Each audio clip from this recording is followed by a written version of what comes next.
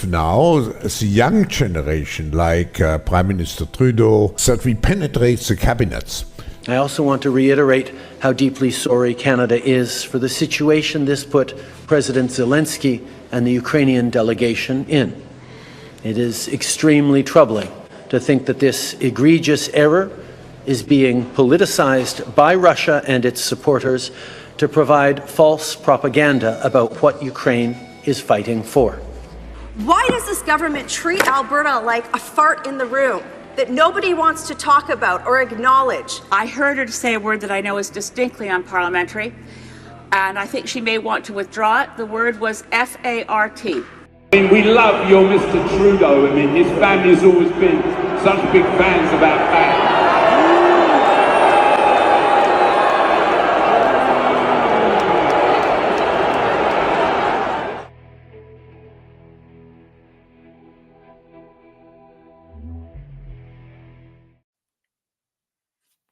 Happy Monday, everybody. What is going on? Happy Labor Day, everybody. Workers of the world unite and all that. Yeah, that's right. Welcome to episode 6 of the Maple Files. We are, as always, Snow Himbo and Yeti Jesus, which you can see with the words next to our faces. Yeah, right there. That's perfect. Subscribe here, guys. Actually, it's probably somewhere. All right, so tonight, I hope everybody's having a good night. For those who had Labor Day today off, I hope you were well rested. Yeah, how's your week been, man? Oh, it's really good, actually. We just got, my wife ordered what's it called? 2 wind turbines for when we move out east.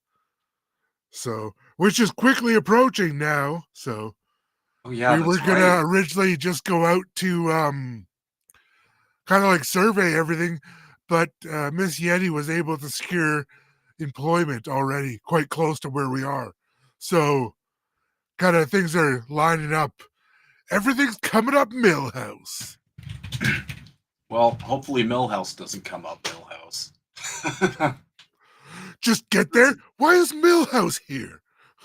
I specifically requested no Millhouses. I'm going to write that on the ballot for this election. I specifically requested no Millhouses. But then they probably assume that's a vote for the Liberals, so I might doom everybody to more neoliberalism. Anyway, so today what we're covering is we do have some news. It's not the best news, but it's news, and we don't really do a lot of spin here on the Maple Files. We try to keep it as objective as possible. But the main thing we'll be covering is we do have an upcoming election. Part of that is the news. There is a little bit of developments on that, but we're basically going to go over the different political parties.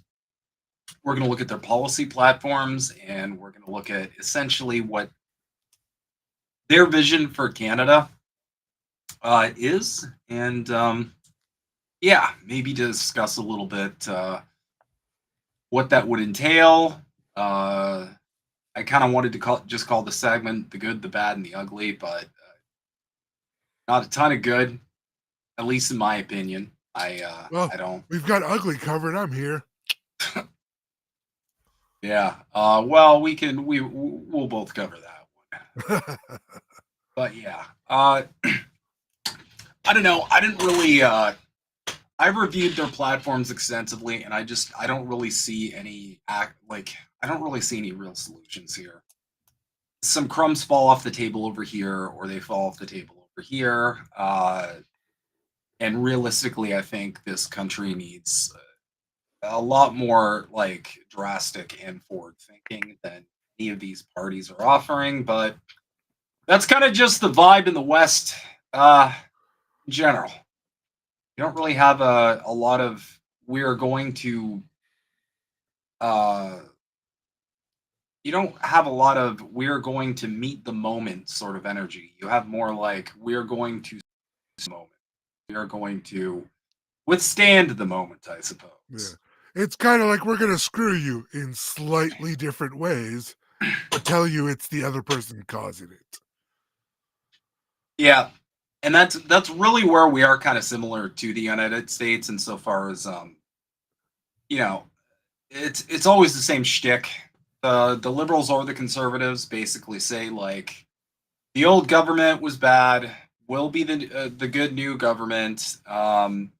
And then when they start to not deliver on their promises, they blame the old government and say, well, look at the state of affairs we were left in. It was so bad and evil and horrible, and that's why we're not doing it. So, I mean, we're getting pretty close to them trying it when it was them being in government before. I'm pretty sure Trudeau in like a few months is going to be like, yeah, but that was the other liberals. Not us.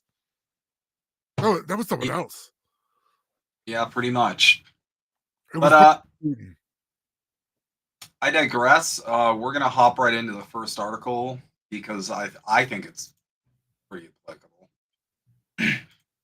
So here are the household debt statistics in Canada. This is madenca.ca. I'm not entirely sure of the political leading again of this article, but it does have all the sources right here.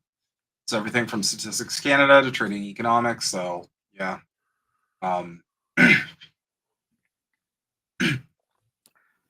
So without the intro, because I feel like I already gave an intro.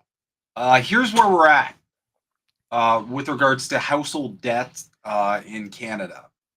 You know, and this is up to date. It was last updated June 11th. So household debt is the combined. This is important. It's the combined amount owed by all members of a household. So what that means is if you're married, well, you share the debt anyway. But you know, it's if you're just like common law or you live with family, it would be like all the different kind of like groups in the family or such. Yeah.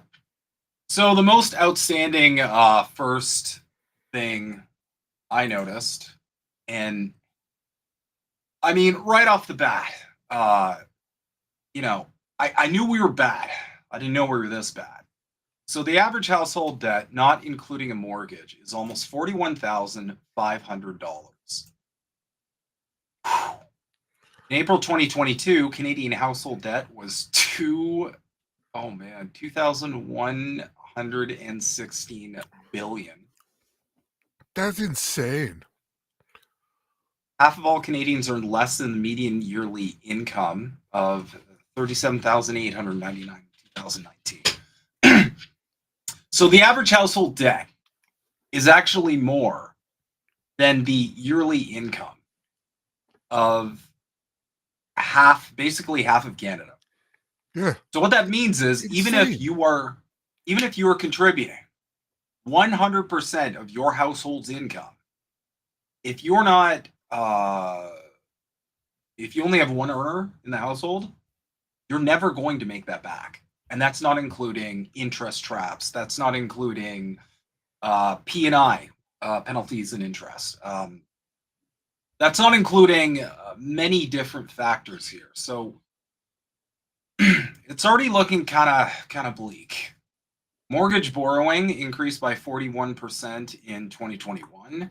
In 2021, the average ratio of debt to income was 173.08% compared to 88.77% in 1990. So when they say mortgage borrowing increased by 41%, are those people borrowing against their house again? Like remortgaging their houses? Or is that just so. Okay, yeah. Because I was like, we're not going up in house ownership. So okay, I just wanted to clarify that. Oh, for sure. Canadians aged 46 to 55 owe the most money, and have an average household debt of $72,482, excluding mortgage. Again, guys, go ahead. Sorry. No, I need to stress this. This is without a mortgage, because whenever you try and talk about the debt, a lot of people start immediately saying, "Oh, well, mortgages, right?" It's like, no. This, take mortgage away. This is just how bad our purchasing power as a country has gotten. Mm-hmm. We are, when you aren't even able to keep up with how much it costs just to be alive, you're down bad. And so after we go through this, because we do have some other stuff to cover on this topic, we're gonna cover some other news, and then we're gonna have a pretty no nonsense conversation about, okay, well, what is the best path forward for Canada? I just wanted to make one comment though. You look at the age that there was the 45 to 60. That's the people that are supposed to be retiring soon. Yeah, that's going to be hard to be retiring if you have that much debt load. Well, also it's given that it's a renter's market, given that you're I should have looked into this too, just how many people are like renting or living in apartments. But for the older generations, retirement's going to be pretty rough or just non-existent. Yeah. No, it's not like our parents. No. It's not like my mom is just retiring now, and my stepdad's not too far behind. But like, they're going to be comfortable, but I can't imagine what some people are going to be going through. Oh God, I don't know how I'm ever going to retire. I legitimately don't. I'm at the point where I already know how you're going to retire. You're going to come out and live on land with us out in Nova Scotia. Good deal. I'll get to that right after I lead the revolution. I may have a couple bullets in me, though. Just kidding, CIA. So yeah, we basically it's looking pretty grim. But almost 6 out of 10 Canadian households are in debt. Oh my God. That's average 60%. That's 60% of the population are in debt. And again, that doesn't include mortgage. Holy. I didn't realize it was this bad. No, me neither. Because here's the thing. When I saw that statistic first, like it was around 60%, I thought it was including mortgage. I didn't realize it's like, no, we're just this boned. Yeah.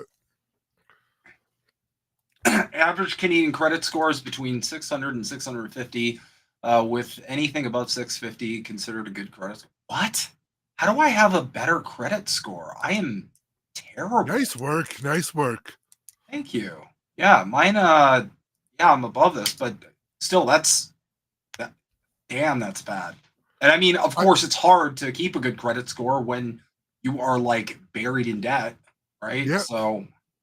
Nope. Only 34% of Canadians live in mortgage-free homes. So of that home ownership, pretty much 75% of it do not have the purchasing power to even have their home. And here's the thing. A lot of people talk about being homeowners if they do have a mortgage. But realistically, I mean, miss mortgage payments and watch how that situation changes. Yep. Oh, I'm talking from personal experience. Me and Miss Yeti have lost a house. That's why we're living with family now, and why we're moving to the East Coast, is we lost our house in Fort McMurray. It's just, and it's like, sorry, I just want to make one comment on those debt. The other thing is that is causing incredible stress because they robocall you daily asking for money. Yeah. Like daily. It is like, I've gone through it. It is draining morally. Like emotionally draining on you. It's insane. I also had I don't even know how this happened. But I had a phone call recently for like, what was it like? It was some stupid ticket I got when I was like, I must have been like 17, 18 years old. But they called me and they're like, "You have a disorderly drunken ticket," and I'm like, "When was this from?" And they're like, "Oh, it was from way back here," and I'm like, "How are you guys just contacting me about this now?" And apparently they did some kind of assessment, and I'm like, I just told them, I'm like, listen, I'm gonna be really honest with you. I already got I still have some debt to pay off, so I'll try and take care of this, but it's it's gonna have to wait a bit because we're already doing the payment plan stuff. So yeah. Yeah, same thing with us here that we're doing. So it's I was I was a little bit lucky when I did my bankruptcy because I was already not able to work. So it's like, you're gonna have to do this, but also there's no real way they can come after you at the moment. I was like, yeah, in most cases, when it comes to debt, it's not like too scary. You can kind of negotiate some kind of payment plan, but the problem is like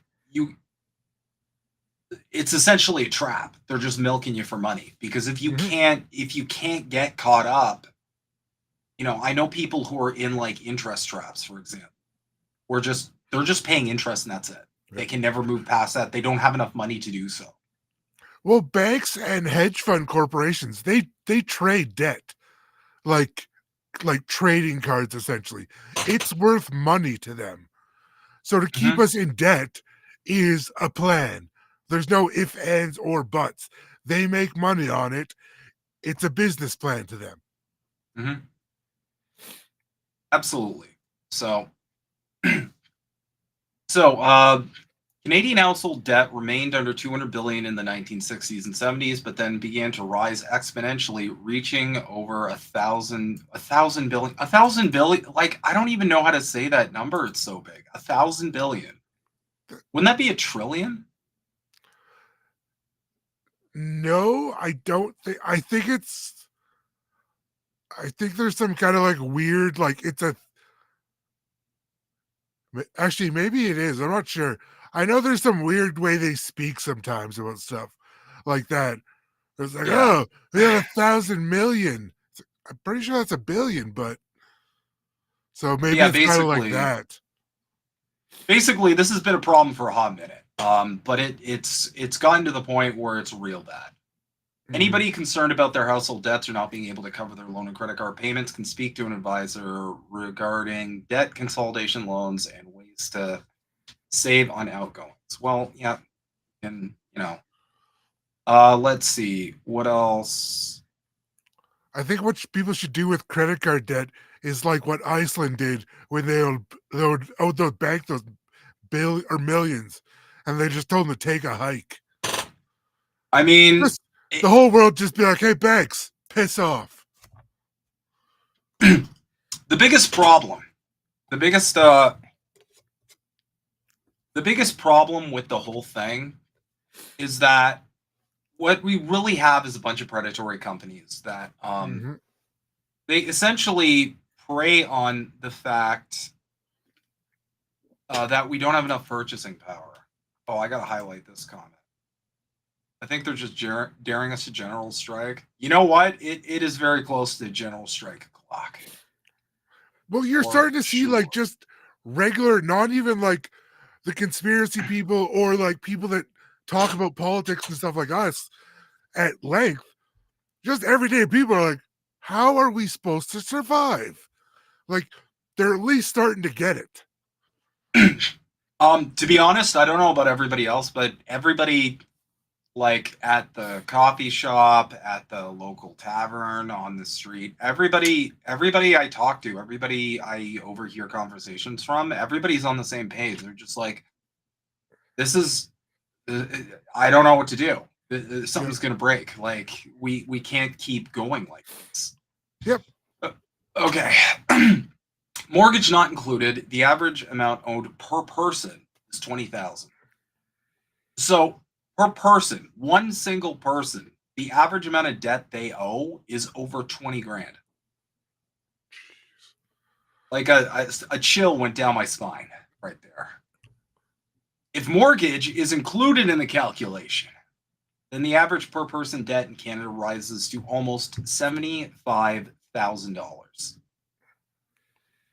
In April 2022, Canadian household debt was $2,116 billion, which is lower than the $2,330 billion owed in 2020. The figures from 2020 show that mortgages form the biggest part of household debt at $1,550 billion, and $802 billion was owed in non-mortgage loans and consumer credit. Like, our housing should not be our biggest expense. It's just a recipe for disaster. Well, that's also like a tailspin as of recently. Okay, and then we move on to net worth. According to Stats Canada, the average Canadian earned $49,000 in 2019. However, this does not give us the real picture, as half of all Canadians earned less than the median yearly income, $37,899. So right off the bat, we're seeing a pretty big problem here. Data from Stats Canada also shows that Canadians' net worth rose by 3.5% per year between 2012 and 2016. The most recent net worth statistics show Canadian families had a median net worth of $329,000.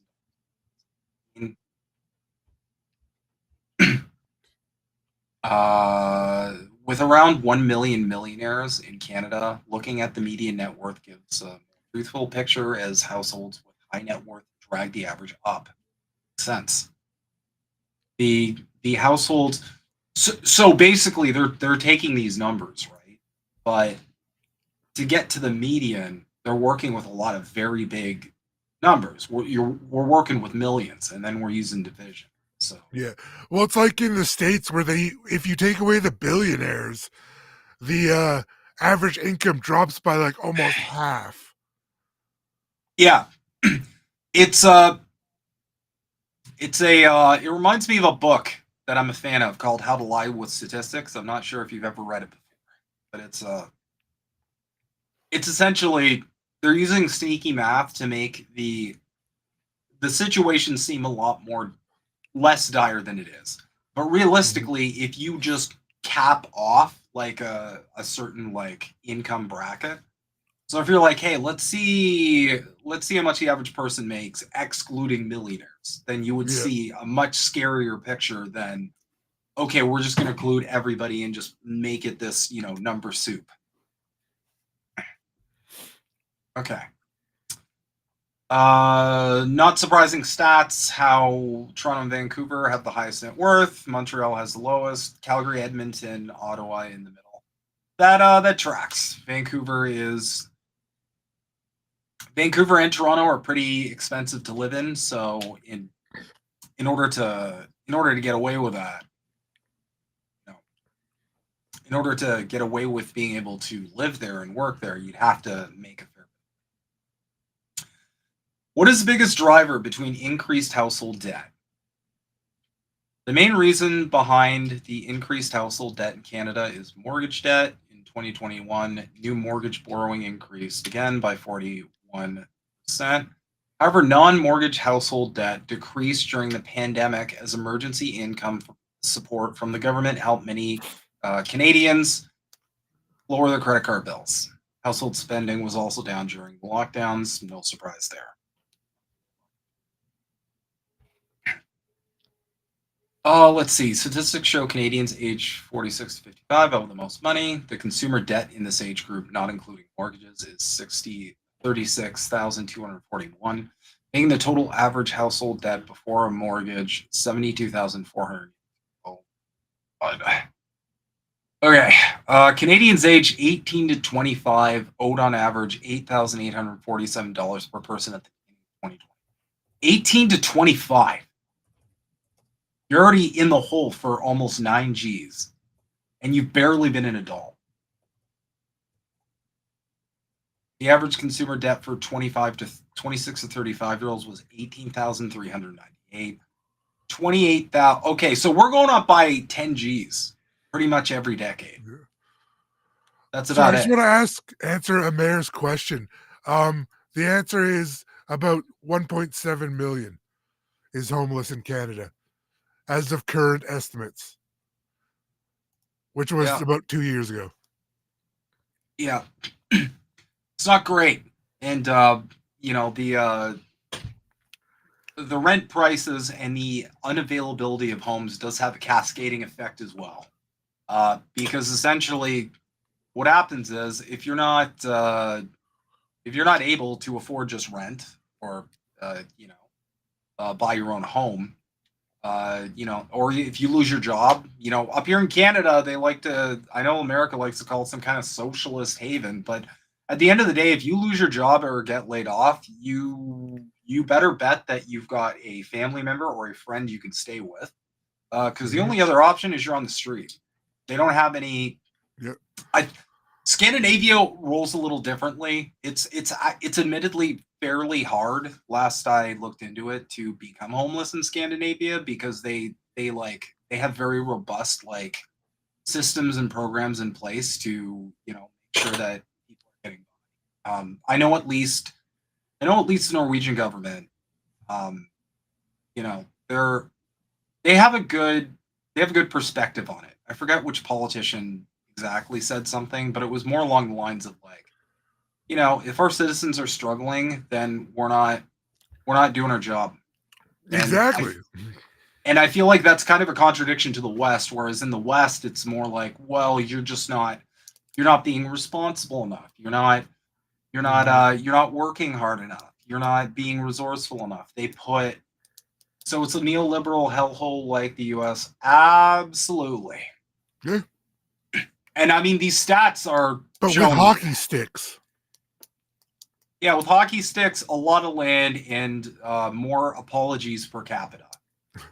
I got a framing hammer in, and it's called a California style framing hammer. So I put hockey tape on it. So now it's a Canadian California hammer, and it's amazing. Nice. All right. How many Canadian households are debt-free? Data from Stats Canada shows that only 30.2% of Canadians are debt-free. So if you're a Canadian and you're in the hole, let that be a little bit of solace. There's always felt like there's this underlying shame, or this very distressing negative feelings around being in debt. But the reality is the majority of Canadians are. If we looked up American stats, I imagine they would likely be around the same, but don't quote me on that. My point is, if you're struggling, if you're buried out there, welcome to the majority of Canadians.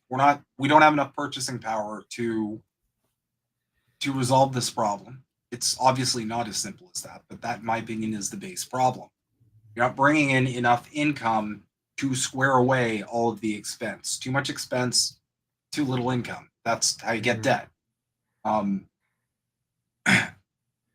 Percentage is bigger among households led by people age 65 or older at 56.7%. Well, yeah, that's an age bracket where you probably own your own home or you have a family. You bought your own for $10. Yeah. You bought your own for $10. You already got a home. Sold it for $30 million. Yeah, and you probably got a good nest egg. You're probably on a good pension. You own your home.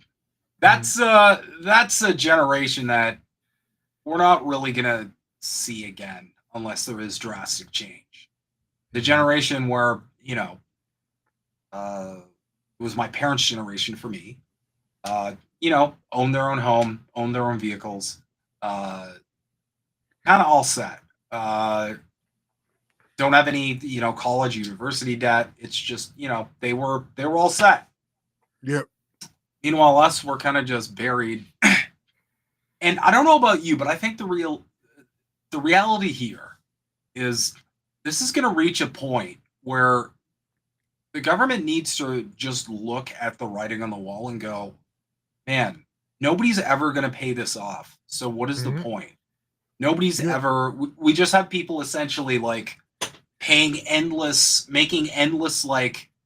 payment plan payments. Right? So Mortgage statistics. Okay, so this is kind of just repeating kind of the stats we went over earlier. History of household debt in Canada. In Canada, the total household debt has increased almost every year since the records began in 1960. Oh my god. Huh. So it's almost like a trend of some sort. Yeah. By the end of the 190-80s, I love the 190-80s. They're my favorite. That's my favorite definite year that exists. What's next? The end of the 90210s? That would be amazing. This is the worst year. What year are we at? 8675309. Oh man, so by the end of the 80s, essentially the debt had risen to 500 billion, surpassed 1,000 billion in the year. Thousands.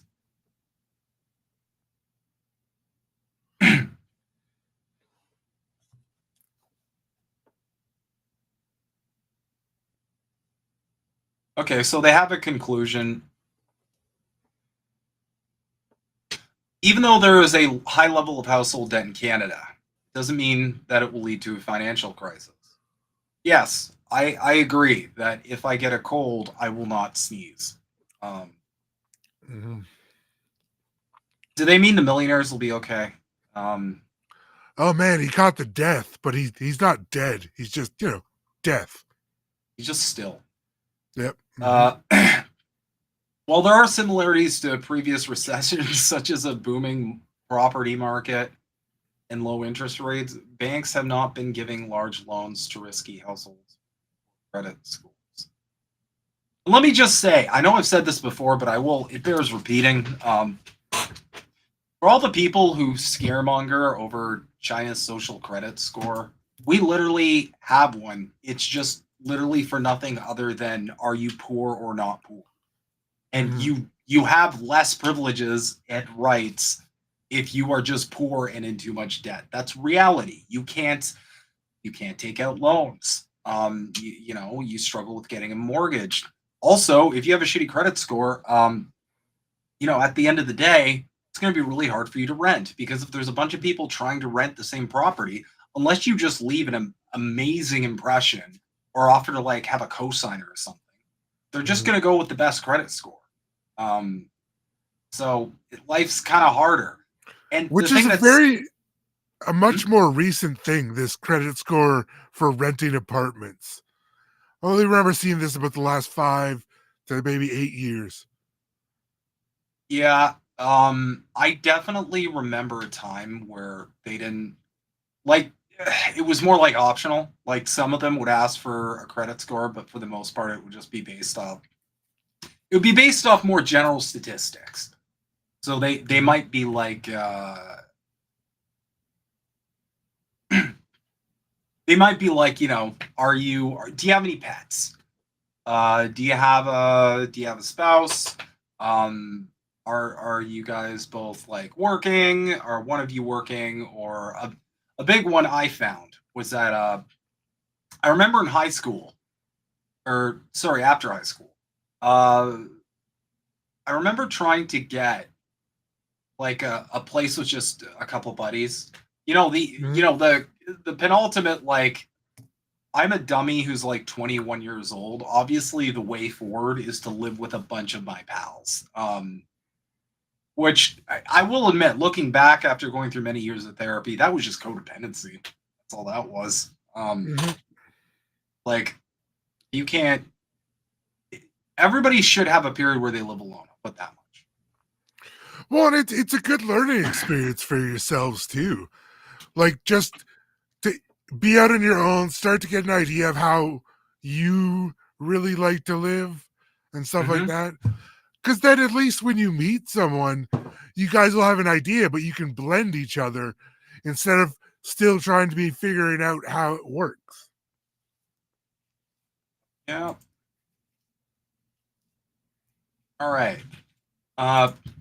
This should be a fairly quick one because it is a video. Oh God, I swear to God, the ads are But this is just a little bit of a segue. Brutal. A little bit of a segue into what the main. We could probably use my YouTube account to stream stuff if you want, because I have the premium stuff. I only really watch YouTube, so I went and spent the money. Oh, that'd be really cool. All right, Pierre Poilievre calls on NDP leader to force fall election. We're going to go live now to Ottawa, where federal Conservative leader Pierre Poilievre is speaking to reporters. Let's listen in. Carbon tax, voted against him doubling housing costs and driving 2 million people to the food bank, voted against the crime and chaos he has caused. All the PMO staffers called you in the media and said there would be heads rolling, that they would fire ministers. They called the Globe and Mail and said incompetent and discredited Chrystia Freeland would lose her job to Mark Carney, or at least to someone who knew how to work a calculator. And then that there would be other changes. Maybe even the Prime Minister would step aside to make way and to try and bury the disastrous NDP Liberal record and put a fresh coat of paint on the broken down Liberal car. Well, what did we learn at this expensive Liberal retreat in Halifax? We learned that nothing will change. That Chrystia Freeland, who's been Canada's worst ever finance minister, helping to double our national debt and drive inflation to its worst in 4 decades, will stay in her job. Sean Fraser, who destroyed what was the best immigration system in the world, will stay in his job. The crazy carbon tax minister, Stéphane Guilbeault, who wants to ban trucks, roads, and plastic straws while Liberals legalize crack. Roads? He wants to ban roads. This What? is communism. Pierre is of the red persuasion. Next, he's going to want heroin. clean drinking water. He's going to keep his job as well. The disastrous justice minister, who's helped give Canada a 50% increase in violent crime and a 120% increase in gun crime. Just a little bit of an aside. Can anybody tell me what's one of the main factors for crime increasing? I mean, I have some ideas. Economics. Mm-hmm.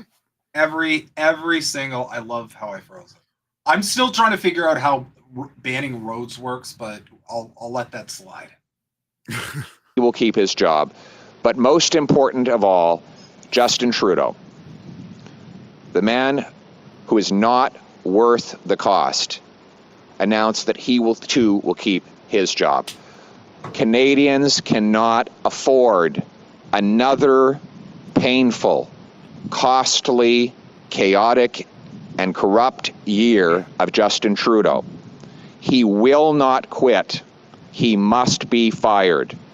His ego, arrogance, and incompetence will always have him putting himself ahead of Canadians. He would rather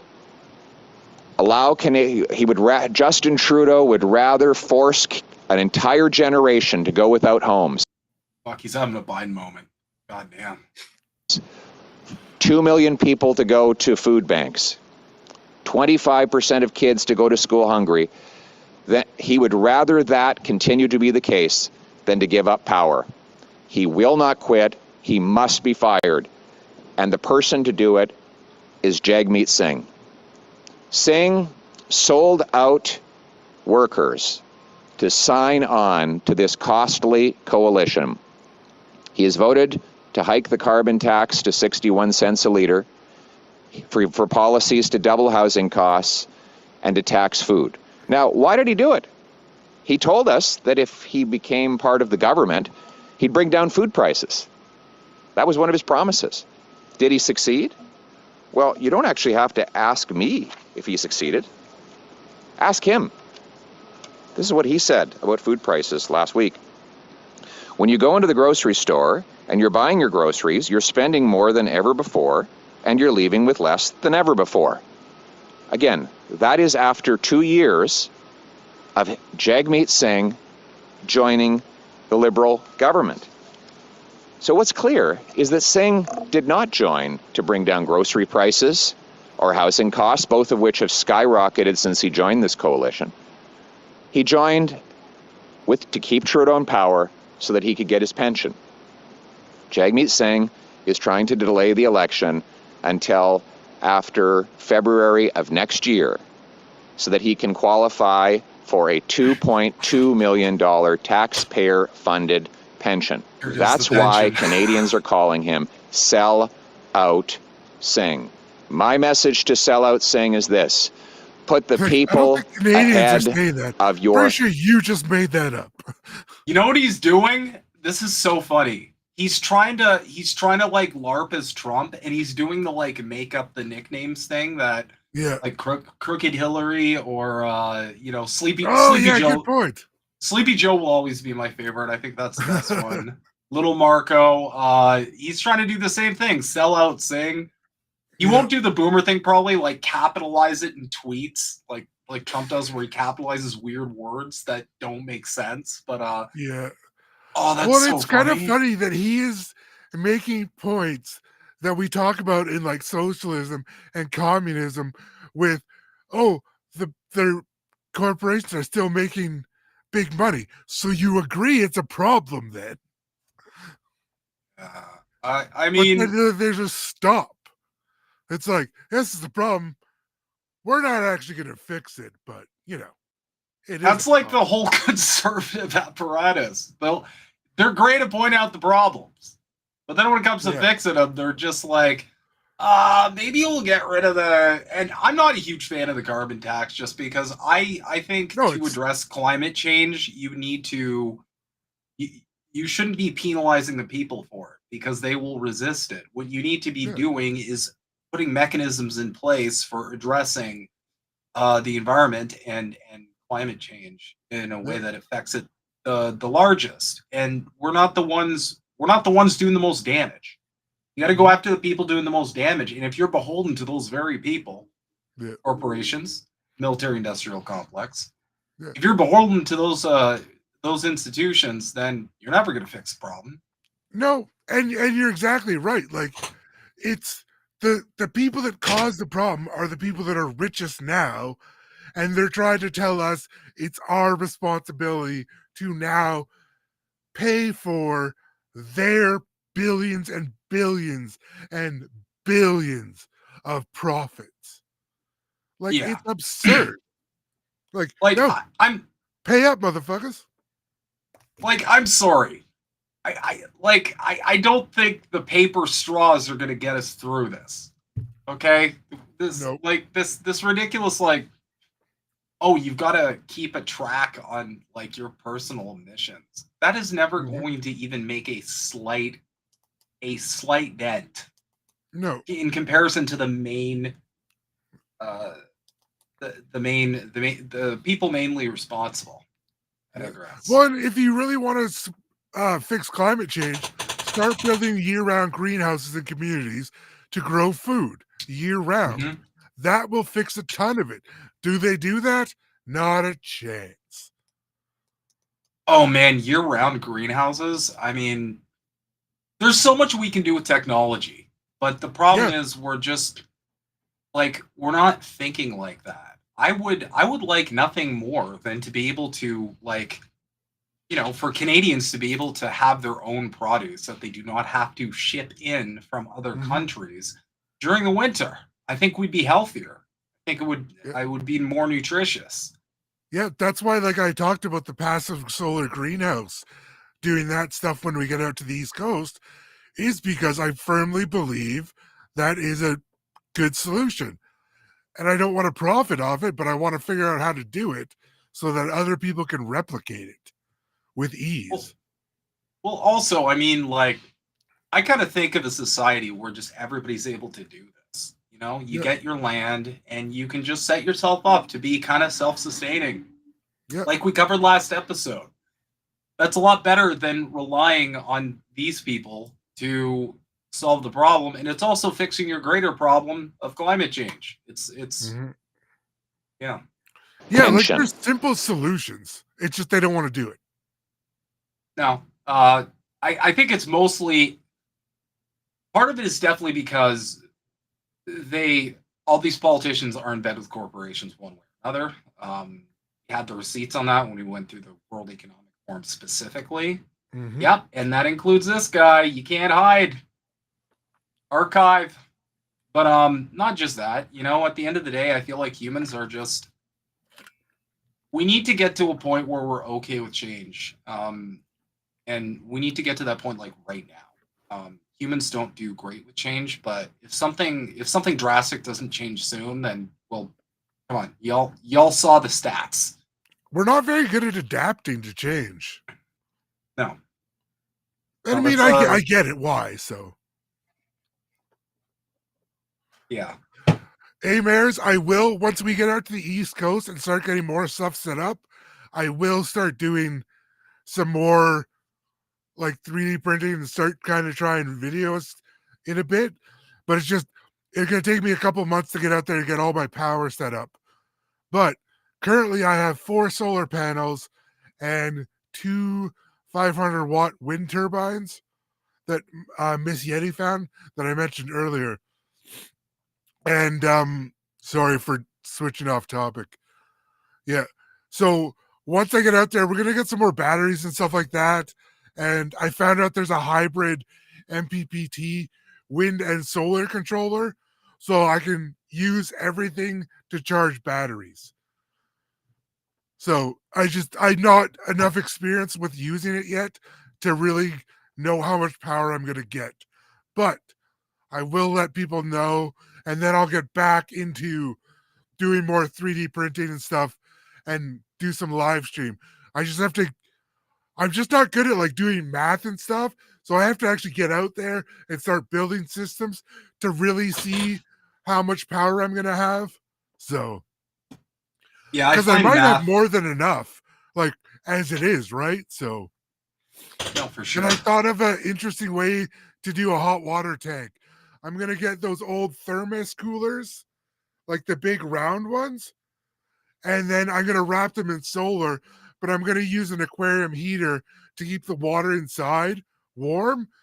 But if I wrap them in like solar heating, I shouldn't have to run the heater as much. It should maintain it much better. We'll see how it works though. But it'll be a relatively cheap system to build. Thank you, Sula Moon. Break the costly coalition with Trudeau to trigger a carbon tax election where Canadians can choose between the costly coalition of the NDP Liberals that tax your food, punish your work, take your money, double your housing cost, and unleash crime and chaos in your community, or common sense conservatives who will axe the tax, build the homes, fix the budget, and stop the crime.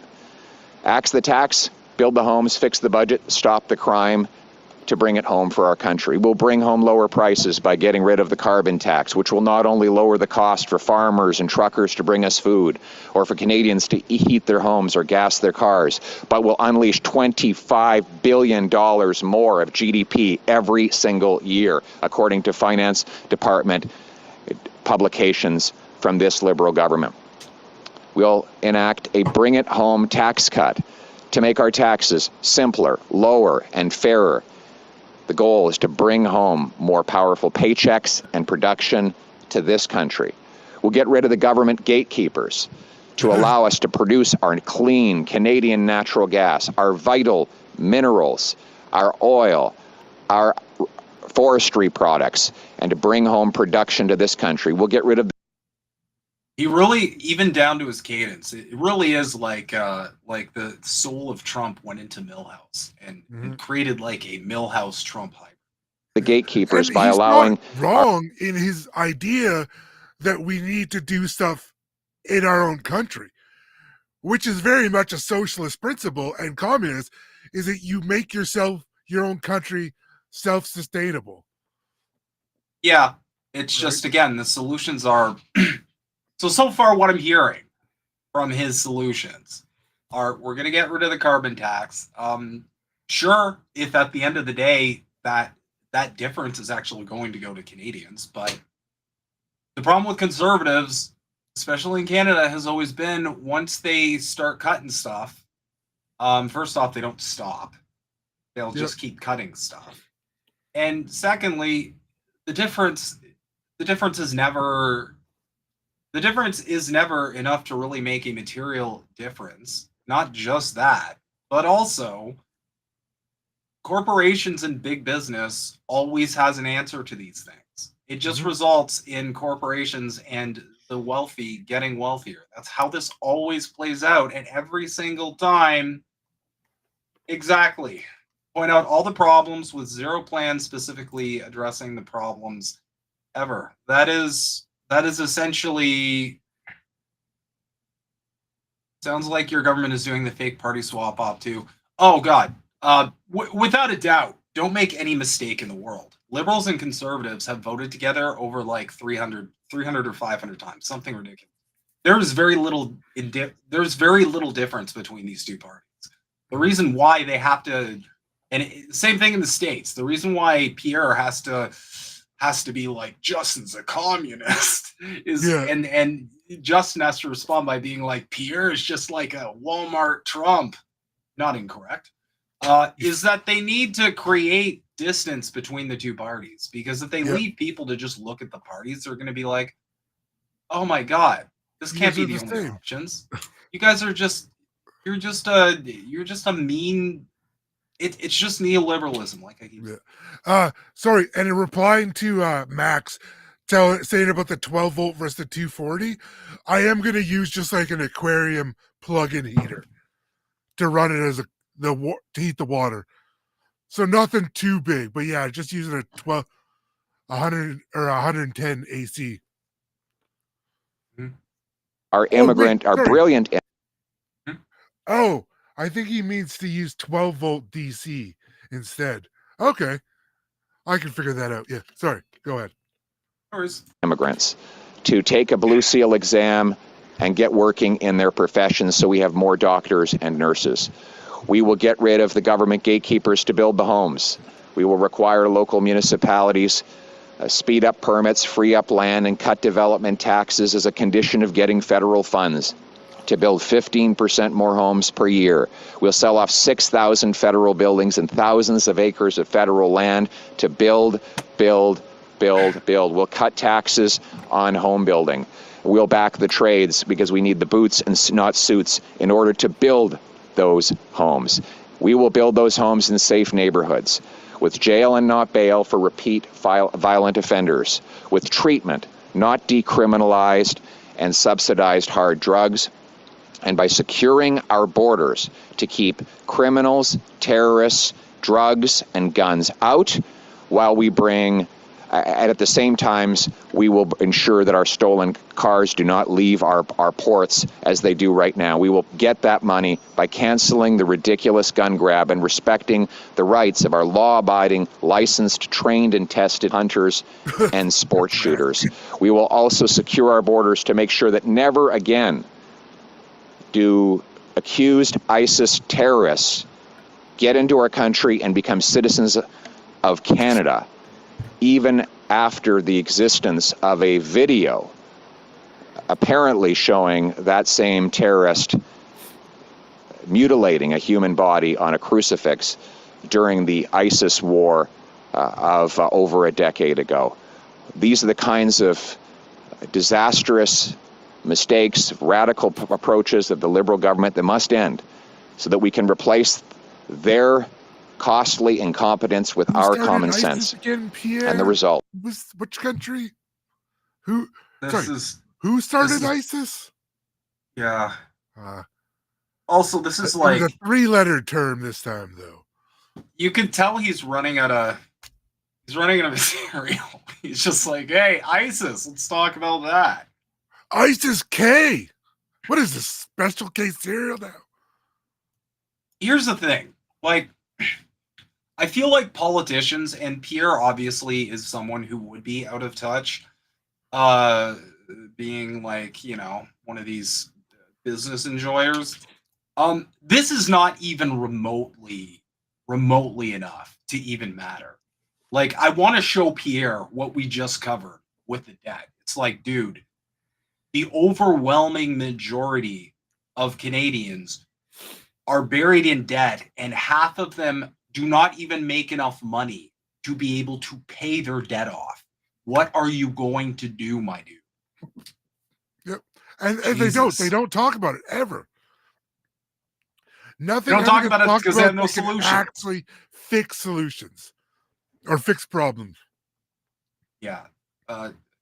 Jesus. It's just like, even if everything he's proposing went in the best possible scenario, which, let's not forget all of the promises that are broken by these politicians every election, we don't have like a good success rate with follow through here, much like the States. Even if there was a best case scenario, there's nothing to speak to from him about how we're going to fix this massive debt problem.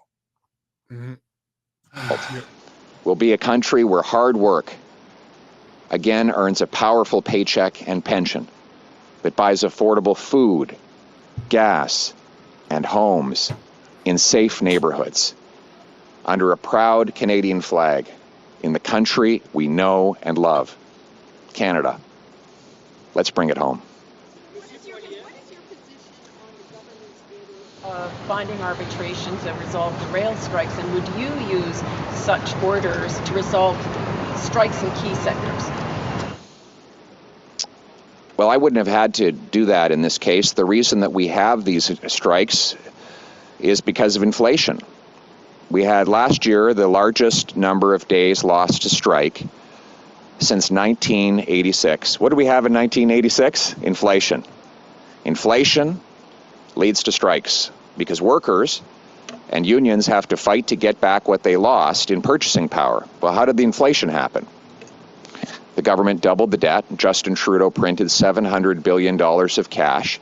He increased the money supply by 40%, while the real economy grew by 4%. When you add money 10 times faster than you add the stuff that money buys, then you get inflation. And that screws over workers because they live off wages. If you're a billionaire, like the people Trudeau vacations with, then you don't have to worry about inflation because your assets are inflation proof. Man, this guy, he's basically bitching about capitalism now. this guy said, I'm going to start calling him Comrade Pierre. This is very communistic in what he's saying. No, but this is the scam conservatives do. They'll even use the same language. He's using the same language I'm using. Yep. But the solutions they offer are never gonna get the job done. That's the main difference here. You're never going to see. Yeah. Yeah, I was just gonna say it's because corporations jack up prices and then just continually blame government, like they had nothing to do with it.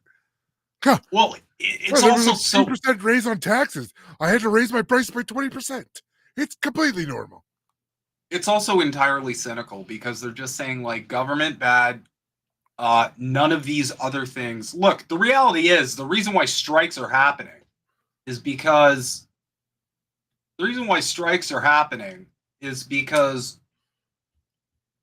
workers do not have enough purchasing power, like he sort of tried to say. Yeah. To live. And inflation or not, inflation can definitely be an issue for sure. Absolutely. Yep. Could inflation be as much of an issue that we're seeing the terrifying numbers that we're seeing there? No. Yeah. I'm sorry. That the math just doesn't math there. This is ruinous. This is like the majority of Canadians just literally cannot just afford to exist without debt. And the best way to inflation proof yourselves, like as a country, is to produce as much things as you can on your own. That's how you deal with it. Yes, and also maybe don't give money away to countries that like doing stuff like I don't know, genocide. Yeah. That might be a start. Just stop with that. Or even inflation. It's those damn Palestinians trying to survive. Just damn them. A horrible people. Can't believe they want food and air. How dare they? We'll send them some Perrier. Also, y'all, like if you folks think like Trump and Biden are bad when it comes to Israel, don't even get me started on Canada. We're not good. We are not good at all. Inflation positive. You get richer. It's a transfer of wealth from the have-nots to the have-yachts. And you know what? It's ironic. That's a good line, though. That is a good line. That's fucking great. Yeah, that is beautiful. I'm going to use that one. Have-yachts to the have-yachts. I'm stealing that. And if anybody asks, I'm going to tell them that everybody but Pierre Poilievre came up with it. Holy shit. Oh, just old comrade Pierre made this one. Yeah, have-nots to the have-yachts. Damn, I didn't know Canada was this commie. We're back. We're so back. We're so back. It's all done with Jagmeet Singh's support. He can huff and puff all he wants, but he supported the inflationary policies that destroyed the wages of working class people, and he supports what Justin Trudeau did on the rail strike. Do you know how we know? Do you know how we know that? Do you know how we know that? He'll do this exact same No. shit. Do you know how we know that Jagmeet supports it? Because he's still in a coalition with them.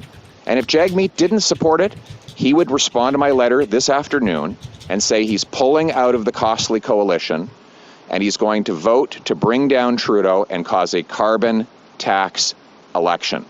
And that's what I'm calling for him to do today. Jagmeet Singh, stop selling out the workers. Stop being sellout Singh.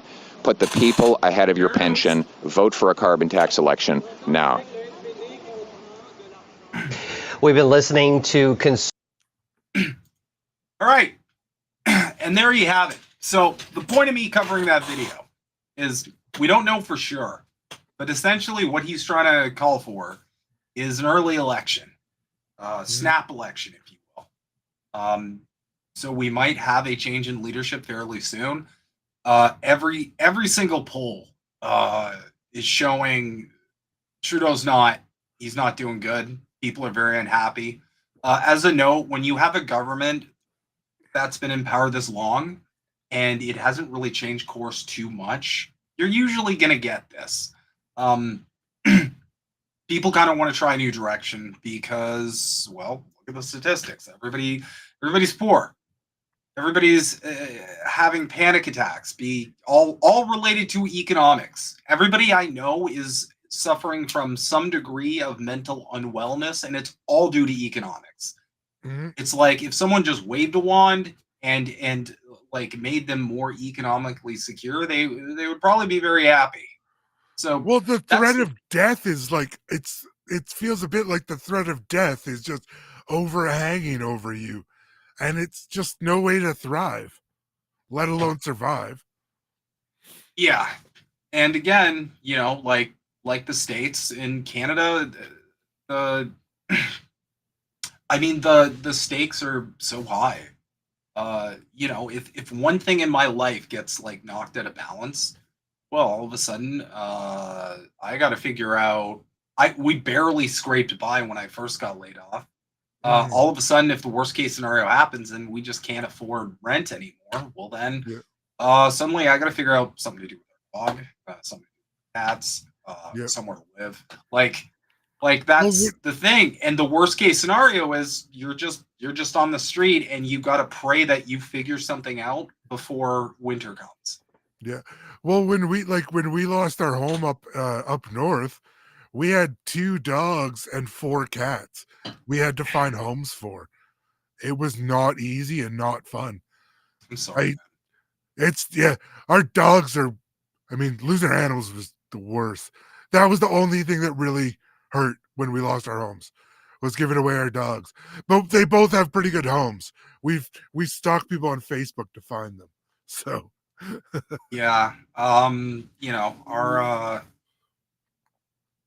we'd probably be able to get away with keeping the cats, but having a large dog, it's like, Can't really. Yeah. Also, apartments all have these like weird rules now where it's like no big dogs, which I don't get. It's like, but what if big dogs are somebody better? they're always better. Why get it? I've always said like, why get a small dog when you can just get a cat? Mm-hmm. Same thing, or like a giraffe. I mean, I love Get a cats too. Oh, I do too. We're planning to have at least sheep, some chickens, probably dogs and cats for sure. I wouldn't mind getting a cooney pig. So they're like hairier. They look like a dog pig. Nice. Yeah. How do you spell that? It's Kune Kune. Cooney. Cooney. Wow, it really is Cooney. Oh my god. Oh my god. Really? Look at how cute that thing is. Oh, they're so adorable. Look at. I'll just be out there cuddling with my pigs. Hey guys, little guy. We're just gonna wallow in the mud together. Oh my god, they have cows. They have cow pigs. And there's like miniature Jersey milk cows. They're, I think, like maybe a third of the size of regular ones, which are perfect for homestead because you don't have too much milk. Yeah. We looked at goats, but goats are better at escaping, and it seems like sheep won't escape as well. So I think we're going to go with sheep for now. I just like how goats scream like humans. Something yeah. I was the fainting cool. goat. Yes, the ones that like Windows 95 shut down and they just freeze yeah, those are so good. It's not even like a defense mechanism. It's some trait that was actually bred into them that it's almost like a mini stroke. Oh. It's like maybe humans should not have been involved in breeding of animals. Mm-hmm. All right. So on to the main course of today. So as we showed y'all right over there, might be a surprise election this fall, but if not, we are on schedule to have an election at least next year, so 2025. So either way, there is likely going to be a big change in Canada soon. So without further ado, what we're going to do now is we're going to go over the different platforms of the different parties of note.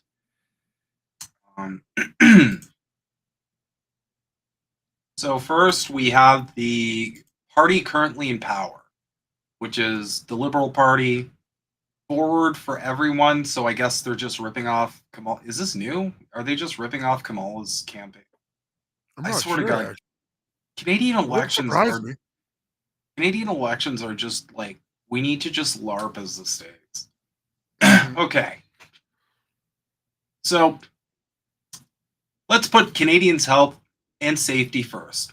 Let's build more homes for the middle class and put a stop to profiteering and unfair speculation. Let's support women and families and give every child the best possible start with $10 a day childcare. Let's fight climate change and leave a safe and healthy environment for our children and grandchildren. Let's keep moving forward on real reconciliation with Indigenous peoples. Let's come together to fight systemic racism. Let's find the real solutions to the real problems we face. Let's build a better future that gives everyone a real and fair chance at success. So again, like that's already very close to what we just heard from Pierre. Mm-hmm. Like it's essentially the same kind of pitch, except we're throwing in some virtue signals. We're throwing in some identity politics, which the libs love those. Because identity politics never costs anyone anything out of their wallet. That's why they love these things. You just basically get a free virtue signal. Mm-hmm. We can't afford to move backward, not in the fight against COVID or the climate crisis, not on healthcare or childcare, not for seniors, workers, or families. I thought COVID was over, though. Yeah, this is the funny thing. I feel like the West can't really make up its mind of like, is it over? Do we need to do more work still?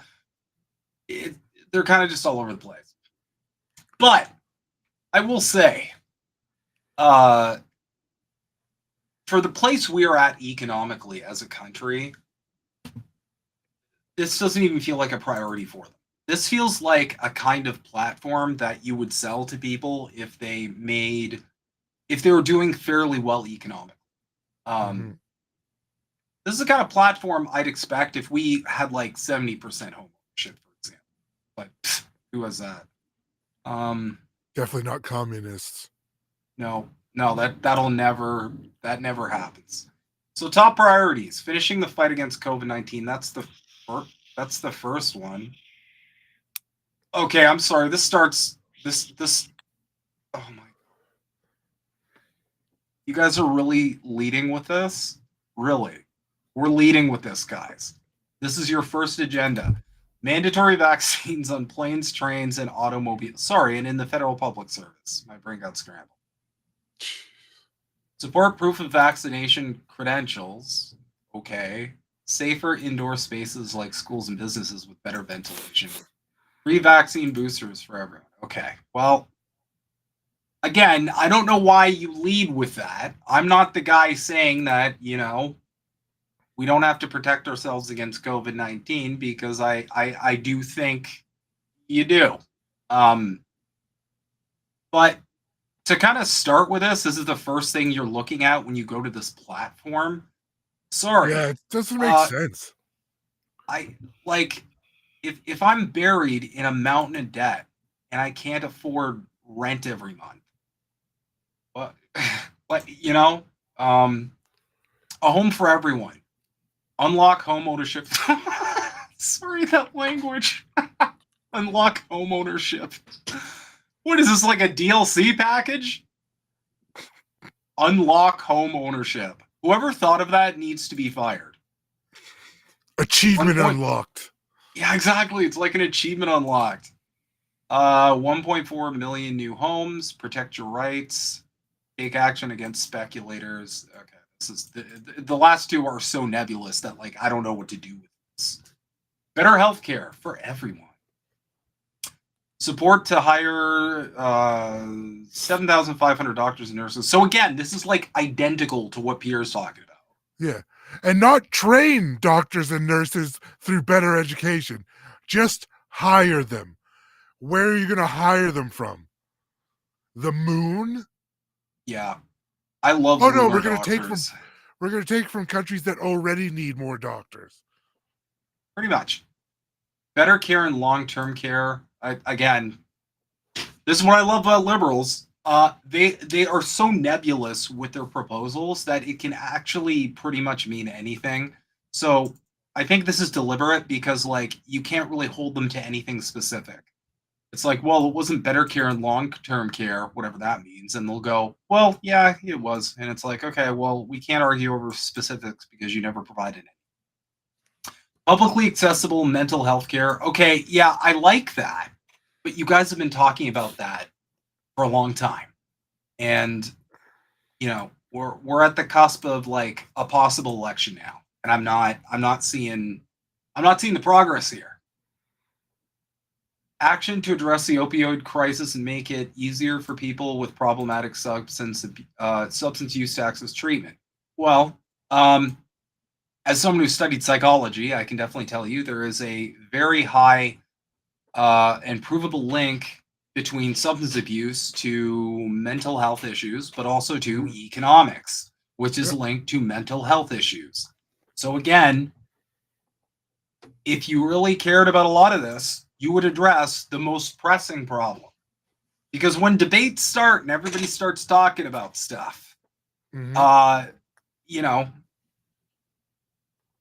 those debates start, every question is going to be about the economy.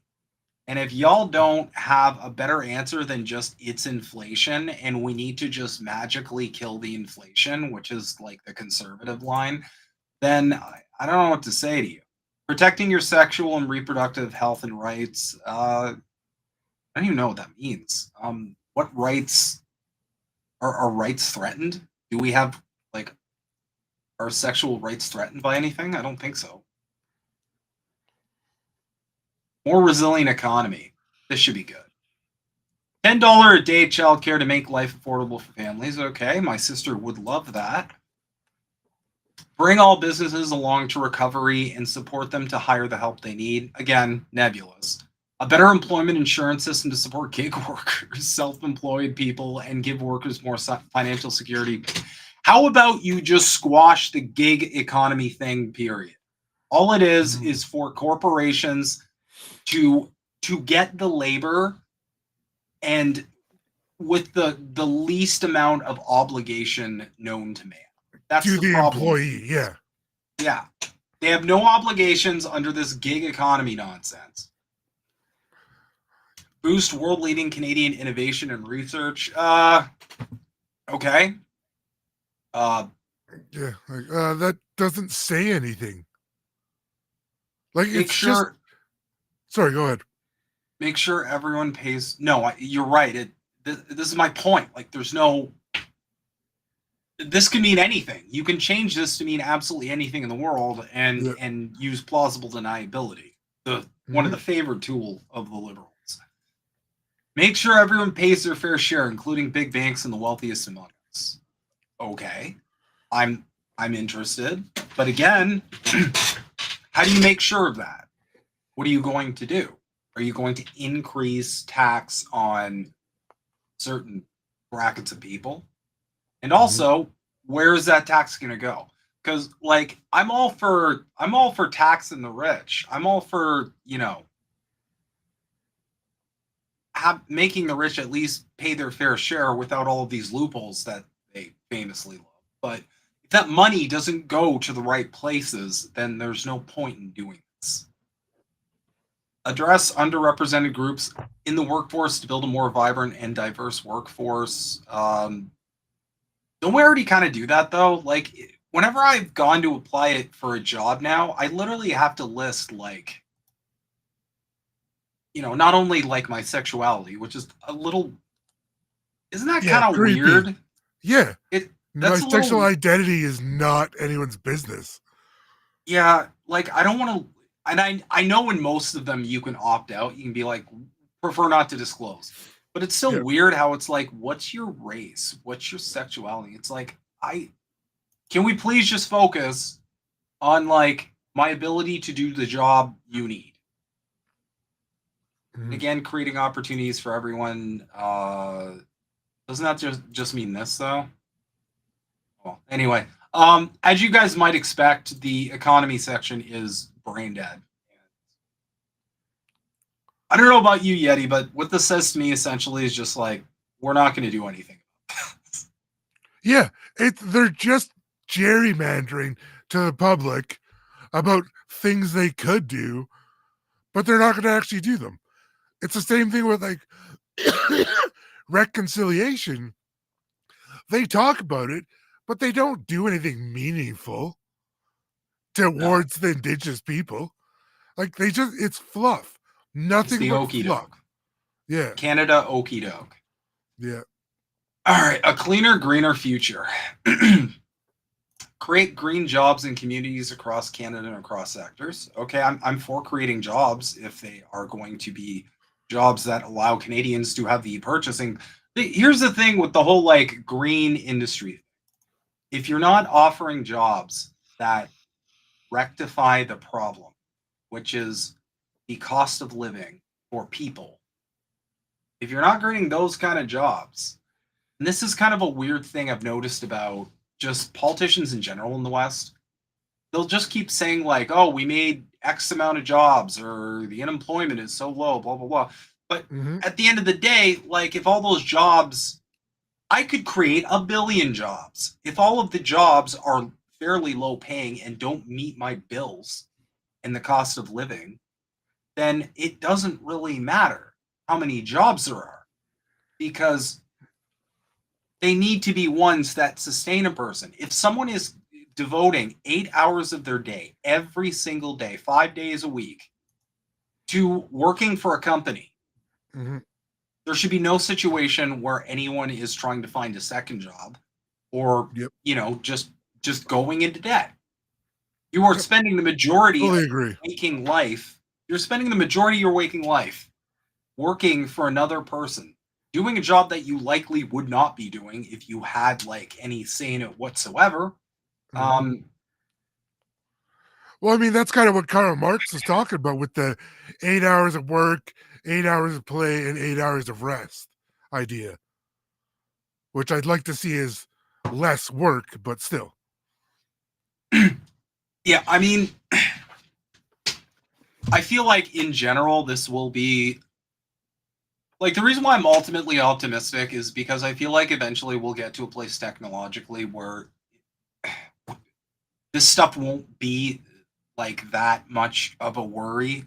The second we get to a place where, we're essentially Star Trek, Yep. this won't be a big problem because it won't hurt the corporations too hard. But until we get there, like, we're going to need, because like stuff like this, cut pollution in heavy industry and make sure the oil and gas sector is net zero by 2050. Okay, how are you going to do that? And yeah, just like, oh, we're just gonna say it, and that'll happen, and just happen. Who's clean and renewable power from coast to coast to coast? Oh, 3 of them. Okay. End plastic waste by 2030. I will admit we're kind of doing okay there. I like the idea of like bringing your own bags and not having a million like plastic bags flying around, and I like all that. I'm fine with that. I like the idea of bringing your own bags and doing that, just because like I don't know, plastic bags are fucking everywhere. Protecting more of our nature, including creating 10 new national parks. Do we really need more nature? I feel like we're good. Yeah, we have a lot of nature in Canada. That is something we're not lacking at the moment. Like, we have a whole country and 90% of it's empty. So, and let's see, reconciliation to your point. Confront the legacy of residential schools. Do you know what that means?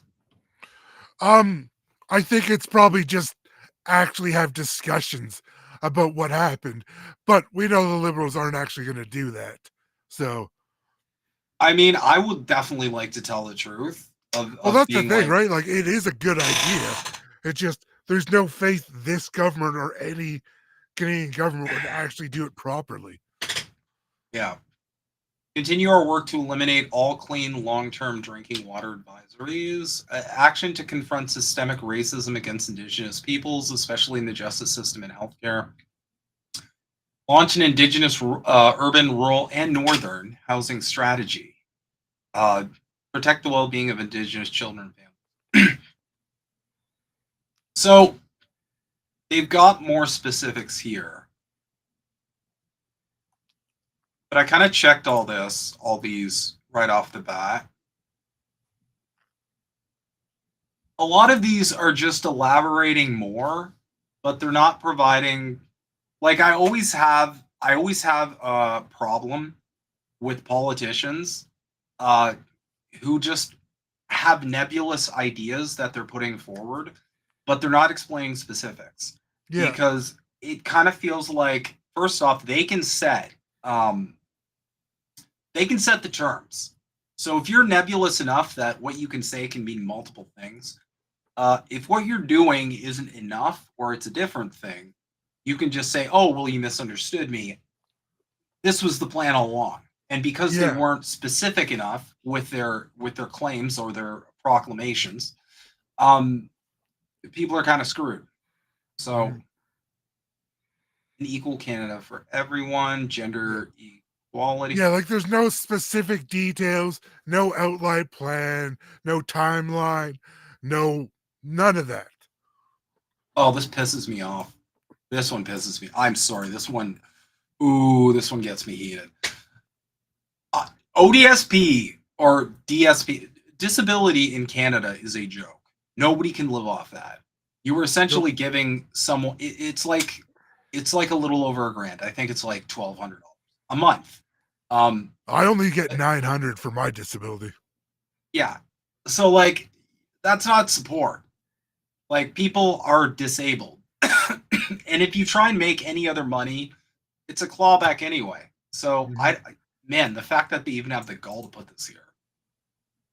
Addressing disability discrimination. No, they don't need disability discrimination because the Canadians with disabilities are in that great pool of Canadians in debt, except they're operating at like a 500% handicap. Yeah. It's like we don't need like fairness. We need money to buy things. Our plan is fair because as Aaron O'Toole won't do. Oh no, they didn't. Oh no, they didn't update their website. Aaron O'Toole has been not in power for how long now? Holy what a useless group of. Yeah, this is scuffed. Wow. You got a little bit more though. Our progress, and doesn't that text just look really easy to read and not abrasive at all? Yeah. Since 2015, we've been making real progress together to invest in the middle class, grow an economy that works for everyone, and protect our environment. So this is the progress. Introduce the new Canada Child Benefit, which gives more money to the families who need it most, lifting nearly 535,000 kids out of poverty. Well, again, I mean, you may have done that, but the statistics that we looked at earlier paint a much grimmer picture than these paltry. What is this tax like? Are you guys okay? What? Yeah, like I can barely read that stuff from. I have to highlight this. This is oh my god. Okay, the $10 a day childcare reality for all Canadian families and created hundreds of thousands of new high quality cases. Banning 1,500 models of assault-style weapons and moving forward with the strongest measures to combat gun violence that our country's ever seen. Now, I just like to say that right off the bat, this whole the liberals are secret commies things, like this right here should have put that narrative to bed. Because Karl Marx was communist takes guns away. Karl Marx was very clear in his wording that any efforts to disarm the workers must be frustrated with force if necessary. I know that. Delivering clean air and a strong economy by making zero-emission vehicles more affordable for Canadians. Well, the air isn't very clean if half the country's on fire, sir. I don't know what to say. Restored the age of eligibility for old age security and the guaranteed income supplement to 65 after Stephen Harper raised it to 67. Oh, goody. Why is it even so high? Most people retire before 65. Pretty much the reason. Pretty much the reason you'd expect that they want people to be mules for as long as humanly possible. That's fair. Canadians are doomed to be beasts of burden until they literally fall over. Taking real action to fight climate change, including putting a price on pollution. But what is progress about this? I don't even know what you did. Yeah, we talked about it. Mm-hmm. We had a very high-priced meeting in an expensive restaurant and discussed it. Oh.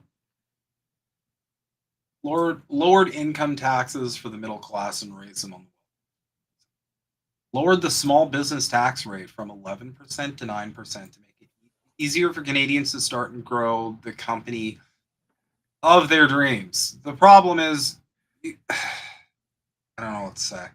Like, I'm not shitting on small businesses, but the workers are definitely the ones you need to focus far more on than the nebulous like middle class meme or small businesses.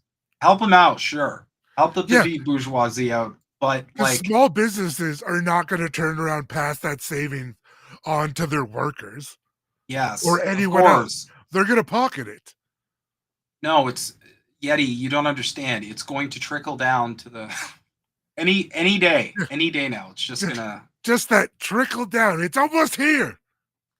It's almost there. I've just heard this my whole life. It's fine. Fucking Reagan. Unmuzzled Canadian scientists. Wait, we muzzled our scientists? It's not good. Reintroduced the long-form census in science and history. Made significant new investments to end 132 drinking water advisories on reserves with work underway. Others introduced the Canada Workers Benefit to reduce barriers to employment for low-wage workers and expanded the benefit this year to support 1 million more workers and help lift nearly 100,000 out of poverty. Again, let me just say, despite most of this progress, like, this isn't nearly enough. And for the Conservatives, it's the same. Like they should have a 5-alarm fire on their website saying, we have a drastic plan. We have a drastic plan to address the economic system.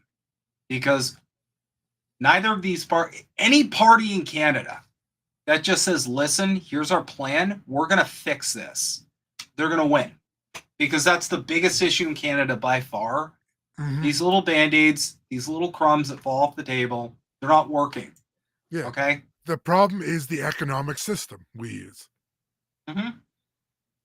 Unless you have a drastic plan to reform that, I don't know what we're doing here. You can't. But the thing is, you just can't keep declaring mission accomplished.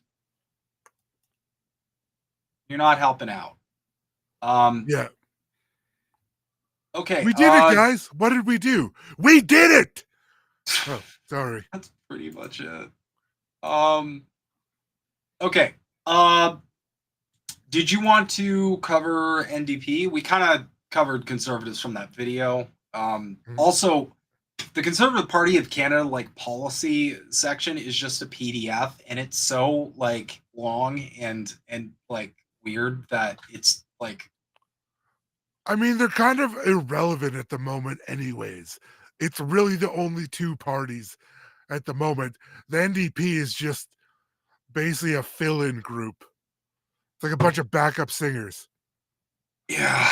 Let's see.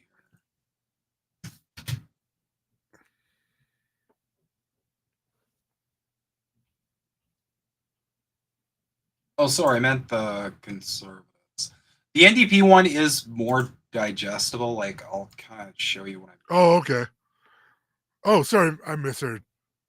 Yeah, it's not the ideal. It's not the ideal thing. I would like to have a digestible version of the CPC's platform, since that's the other major party. But it's the NDP that actually has a digestible one. This shit's even flowerier.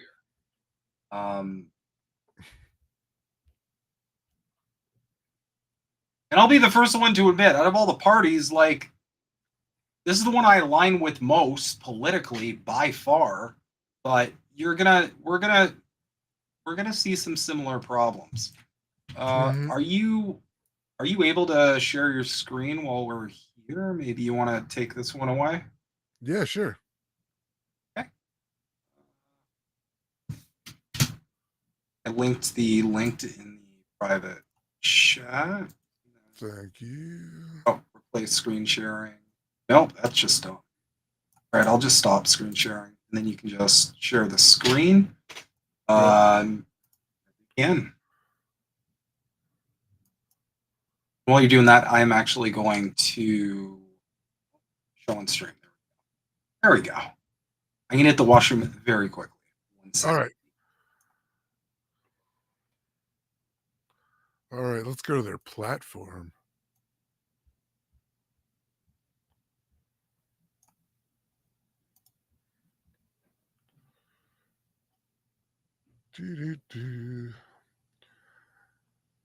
So making life affordable for everyday people, which is basically all three of the parties have been going on about this nonstop. None of them will likely actually do anything to help, though. It's just a talking point consistently. building an economy that works better for more people. Once again, we're going over the same thing again, where they're using fluff and like words that sound good, but they're not actually going to do anything. So if we click on learn more, let's see how much.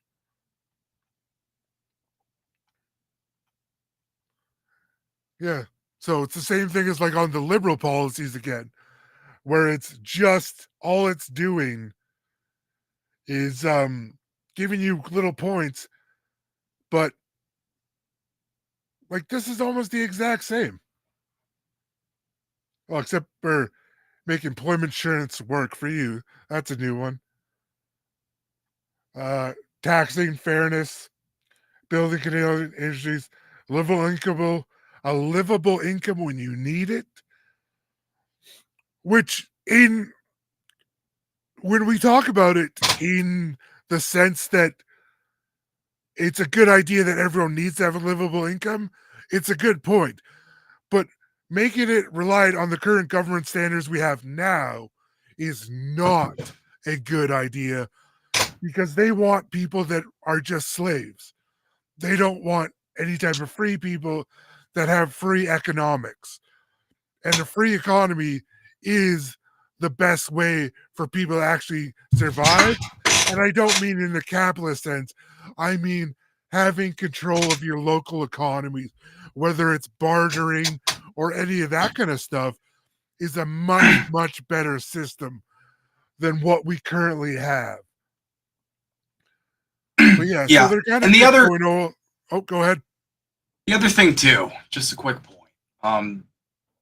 Whenever, let me check this out.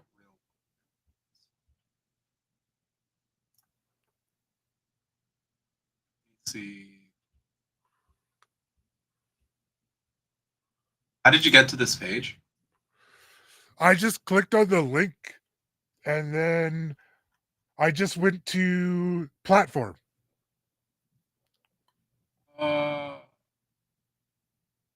Okay, cool. Here we go. Yeah. So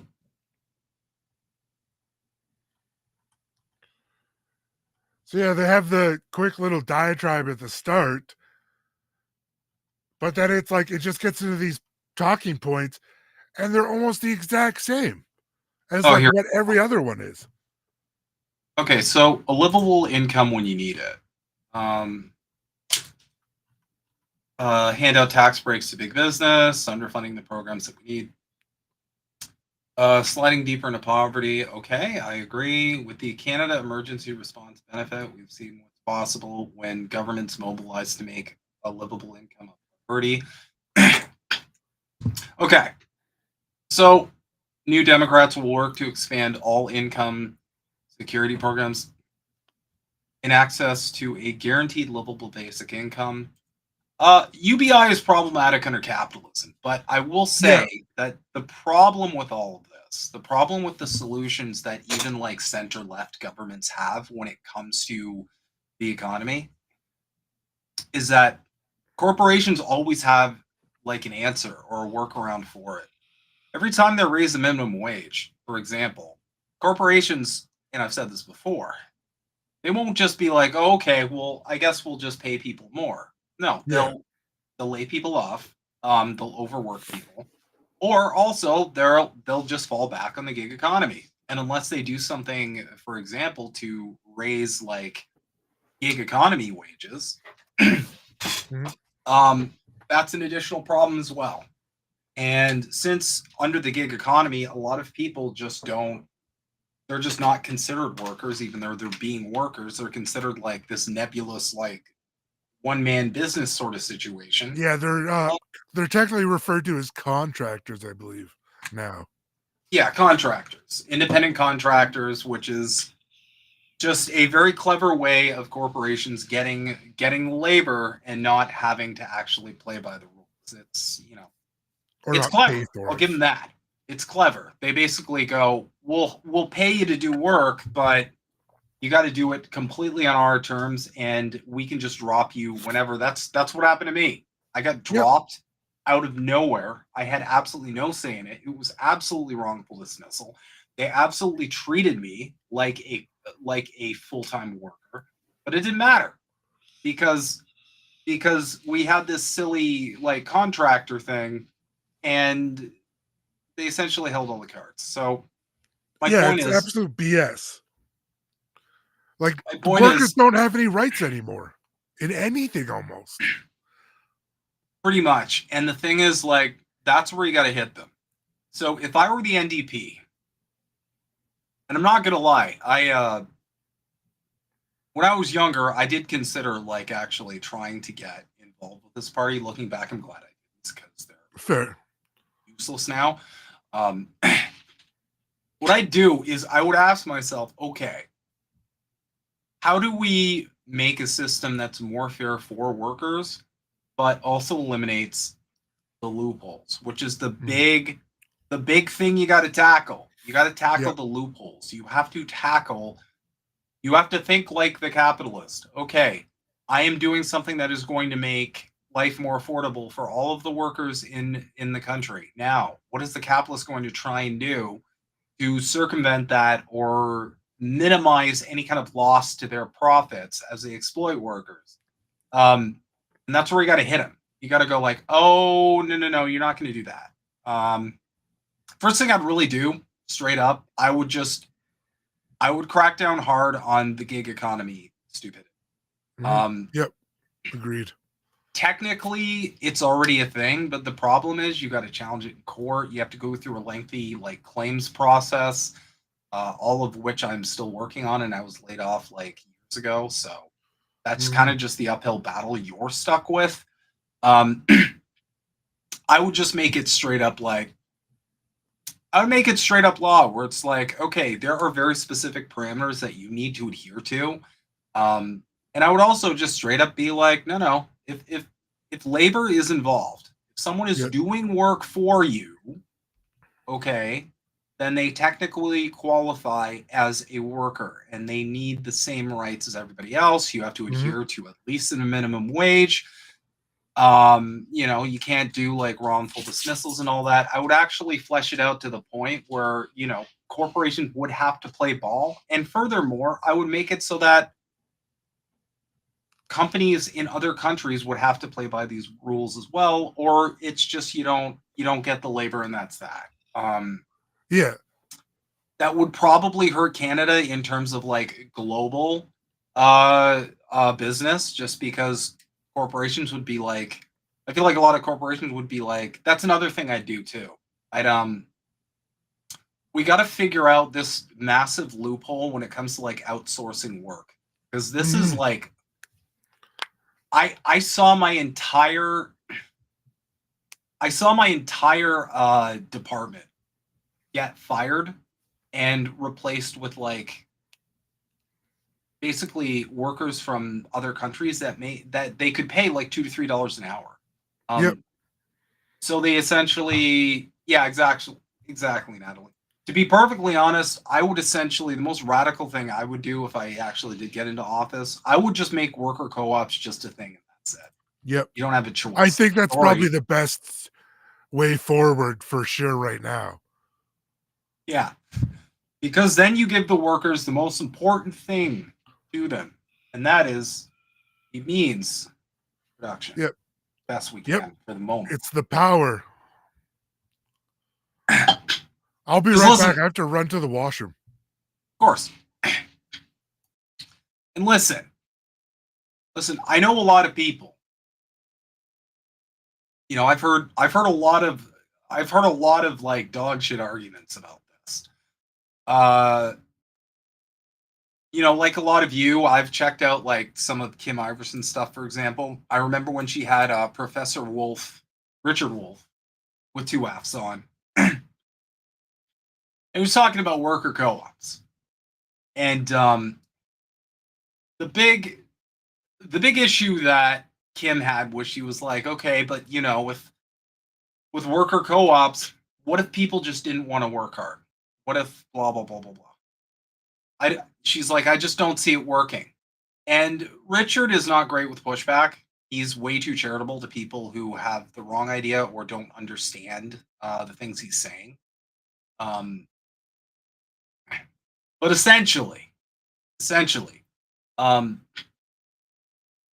I kind of phrase it this way: if you're hard work, if you're your hard work, your innovation, if you kill it at your job every day, and you start seeing tangible benefits, as opposed to right now. I don't know about you guys, but in my job, I work my ass off every single day. I'm not seeing a wage increase. The wage is the same. But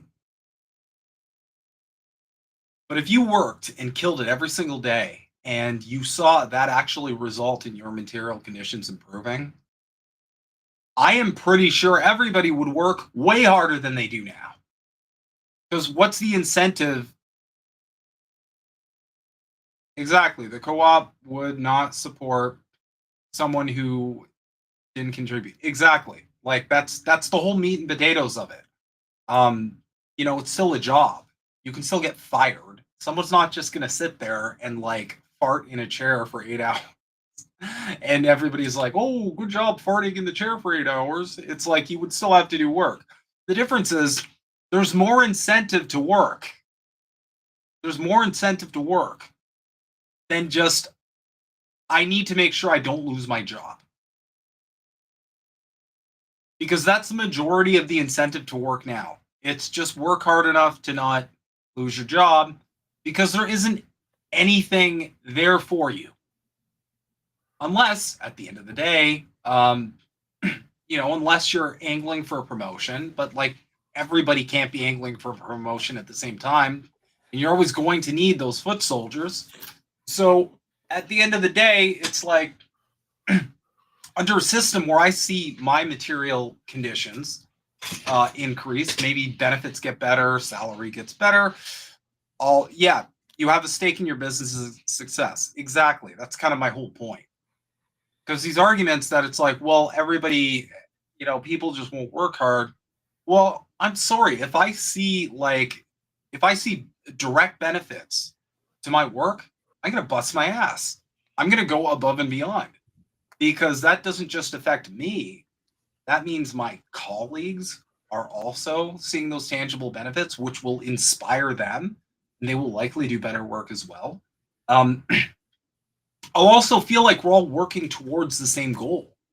Human beings love like teamwork, like working together to achieve a common goal. That's crack to a human being. We are social animals.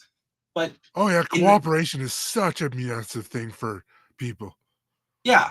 And the way you see it right now, it's less cooperation, more I'm clocking into voluntary slavery. It's like, do your job, do it. You made a mistake here. Like, yeah, it doesn't feel like you're working with anyone. You feel like you're kind of just like a little worker bee that's just kind of driving around in circles. But if I felt like I was like in it together with the rest of my company and we were on the same team, like going towards these cool new goals, man, I'm already kind of like that, but that's only because I'm a workaholic, sort of. But like, just this argument that it's like it would be somehow people would be lazier it's silly. There would be more incentive for you to work hard. So much more if you actually got like, it's kind of like having local like manufacturing. You're going to work so much harder when it's you and your friends that are going to use those things, right? Exactly. Like you don't have that weird cold corporate detachment. You might in some certain circumstances, but for the most part, you all have the same vested interests. You're all working together to achieve the same goal.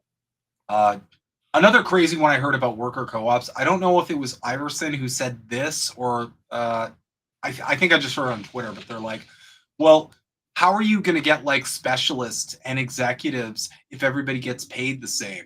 And this is a big issue I take with people. I don't know where this talking point came from, like where it originated. But under like any kind of communistic like worker situation, everybody gets paid the same. That's never been a thing ever.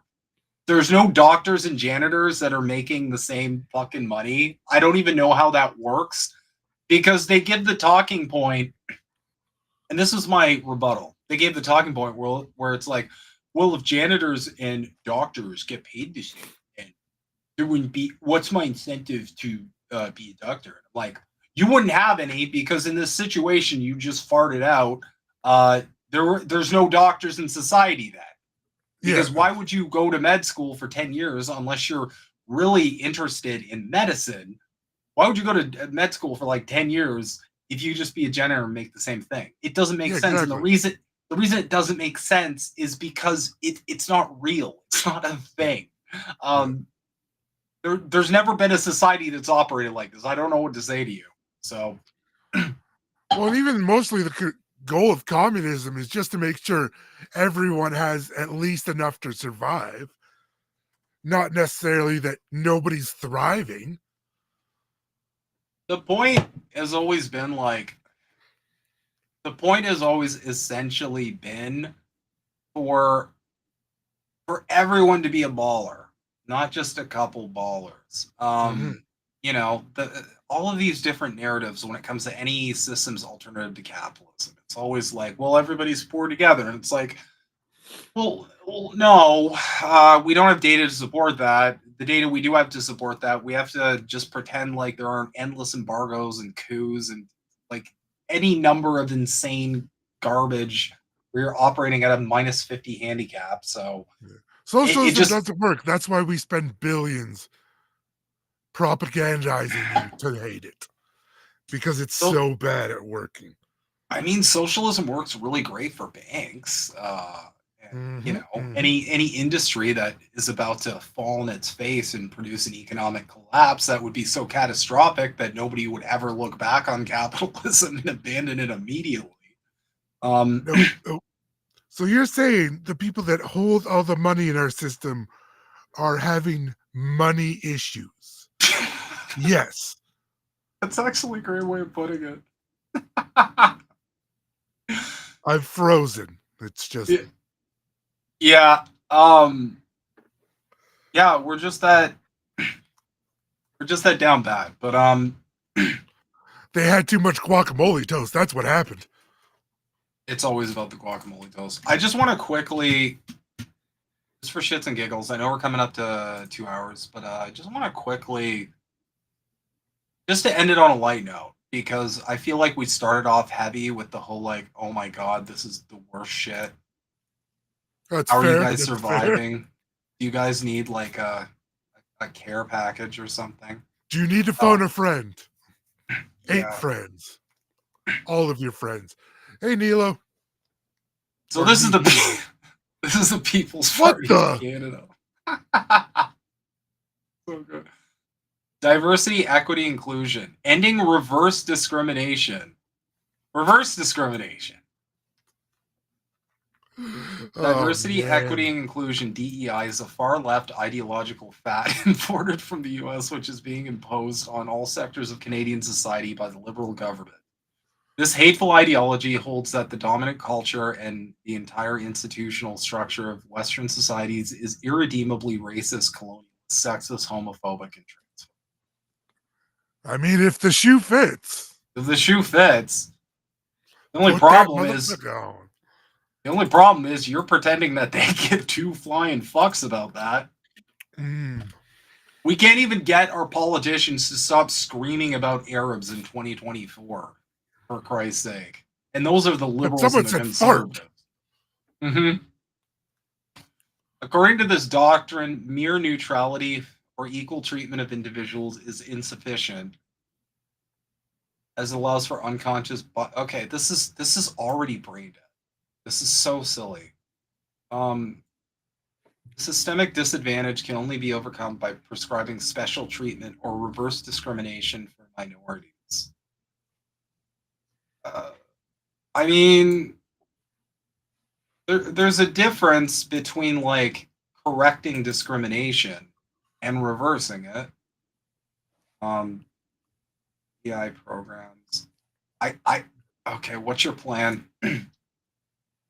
Abolish all federal DI programs and policies in the public service and in federal institutions such as the armed forces, as well as those that apply to federally regulated industries. Stop funding groups that promote DEI ideology. Support Canadians that are being discriminated against, harassed, vilified, or harmed in any way by organizations that impose DEI programs. Why don't you just stop here? This looks pretty good. Support people being discriminated and harassed against. But of course, you gotta turn it into like DEI boogeyman. What else? Oh my god, yes. Okay, how bad is this? Cultural Marxists. Every time. Why is it no Marxist countries are having these issues then? Why is it all the capitalist ones? I can't believe this is a political party. They're like, the cultural Marxists are coming. This is so goofy. Like, I can't take anyone seriously that starts with that. It's just like, no, you have no idea what you're even talking about to begin with. Why would I listen? Name dropping Jordan Peterson. Oh man. Drag Queen Story Hour, is that even a thing in Canada at all? Or does this guy just watch? So. Do these guys just watch the Daily Wire and they're like, we're just gonna take all the talking points from like the dumbest like right-wing grifters possible? Okay, so what are they going to do about this? Modify the criminal code to outlaw the use of puberty blockers, cross-sex hormones, and any form of bodily mutilation on minors with the goal of transitioning to another sex. Moreover, any person encouraging minors to transition could be criminally responsible for attempting to cause harm. Look, here's the thing, okay? I don't know why in the West we are so brain broken when it comes to bodily autonomy. It's not like a super segmented issue here. You're either for bodily autonomy or you're against bodily autonomy, but you can't like selectively my body, my choice stuff. You can't be like, I mean, I have my own opinions when it comes to minors. That's a different conversation, but like they don't stop there. Because here's the thing. This is at least my theory when it comes to the alt-right. They start with the kids because they're using the kids thing as a shield. But then he goes to stop funding groups that promote radical gender ideology. What? Inappropriate pornographic content from schools and libraries. Again, is this even happening in Canada? I haven't heard anything about this. I'm not sure. I've heard about the States, but I haven't really seen too much of it in Canada. But I mean, I could be wrong too. Mm-hmm. It's happened once or twice. Yeah.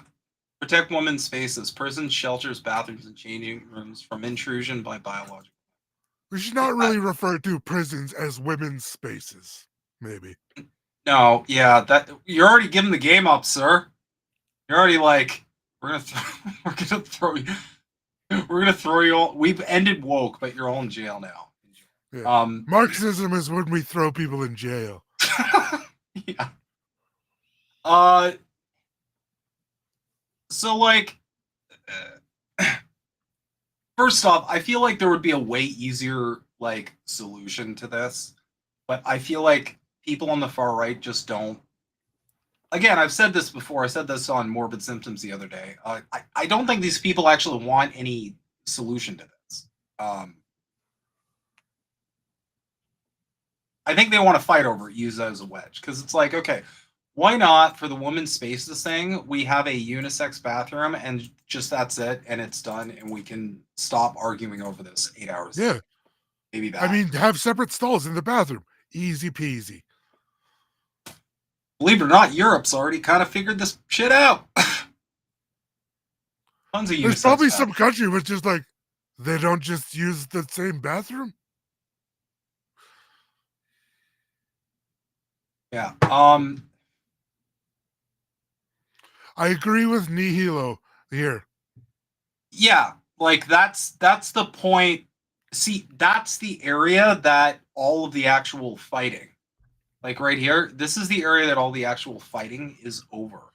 My issue is that this doesn't appear to be enough for either side of like the culture war thing. Because like the conservatives won't stop there, because you can see right here, like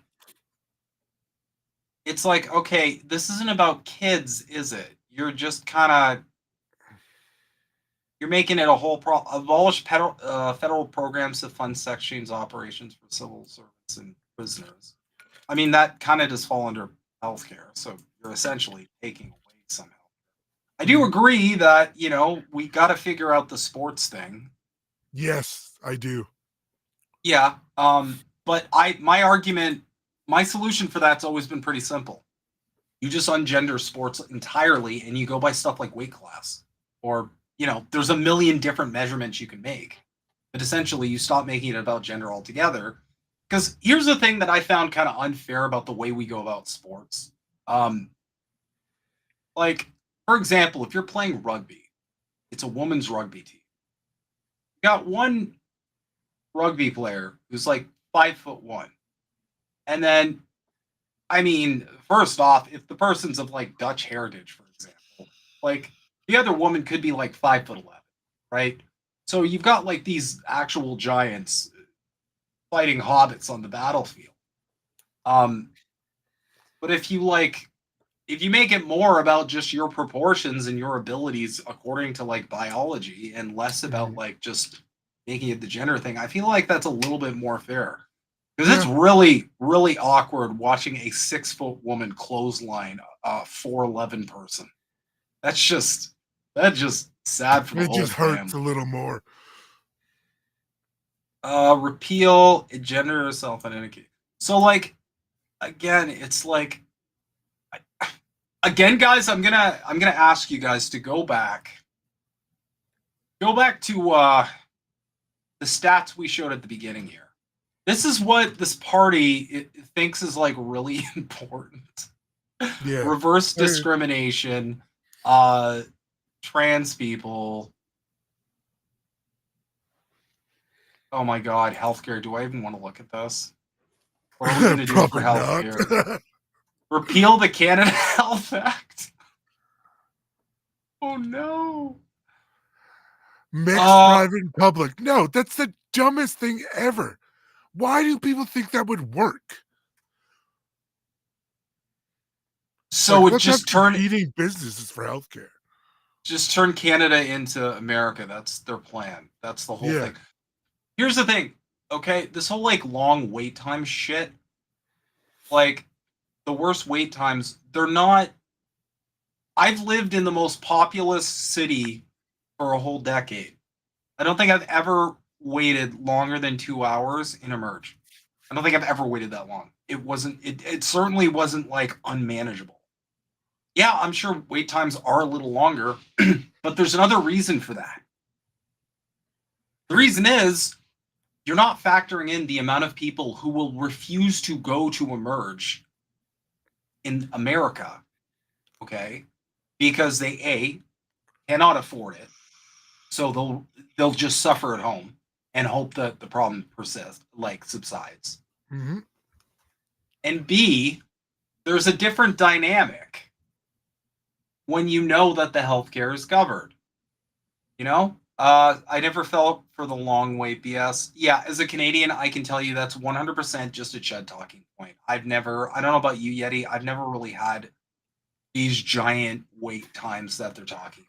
I've had some pretty bad wait times in Alberta, but I mean, sometimes it's busy, and sometimes you have someone come in that's like a big accident, right? Like sometimes it's just inevitable because the doctors are taken up, but it's normally not horrible, and it's actually been better the last few years. Yeah. Also in Alberta, you've got a lot of gunshot wounds because people have showdowns outside the saloon. There's horse behavior. A lot of igloo burns too.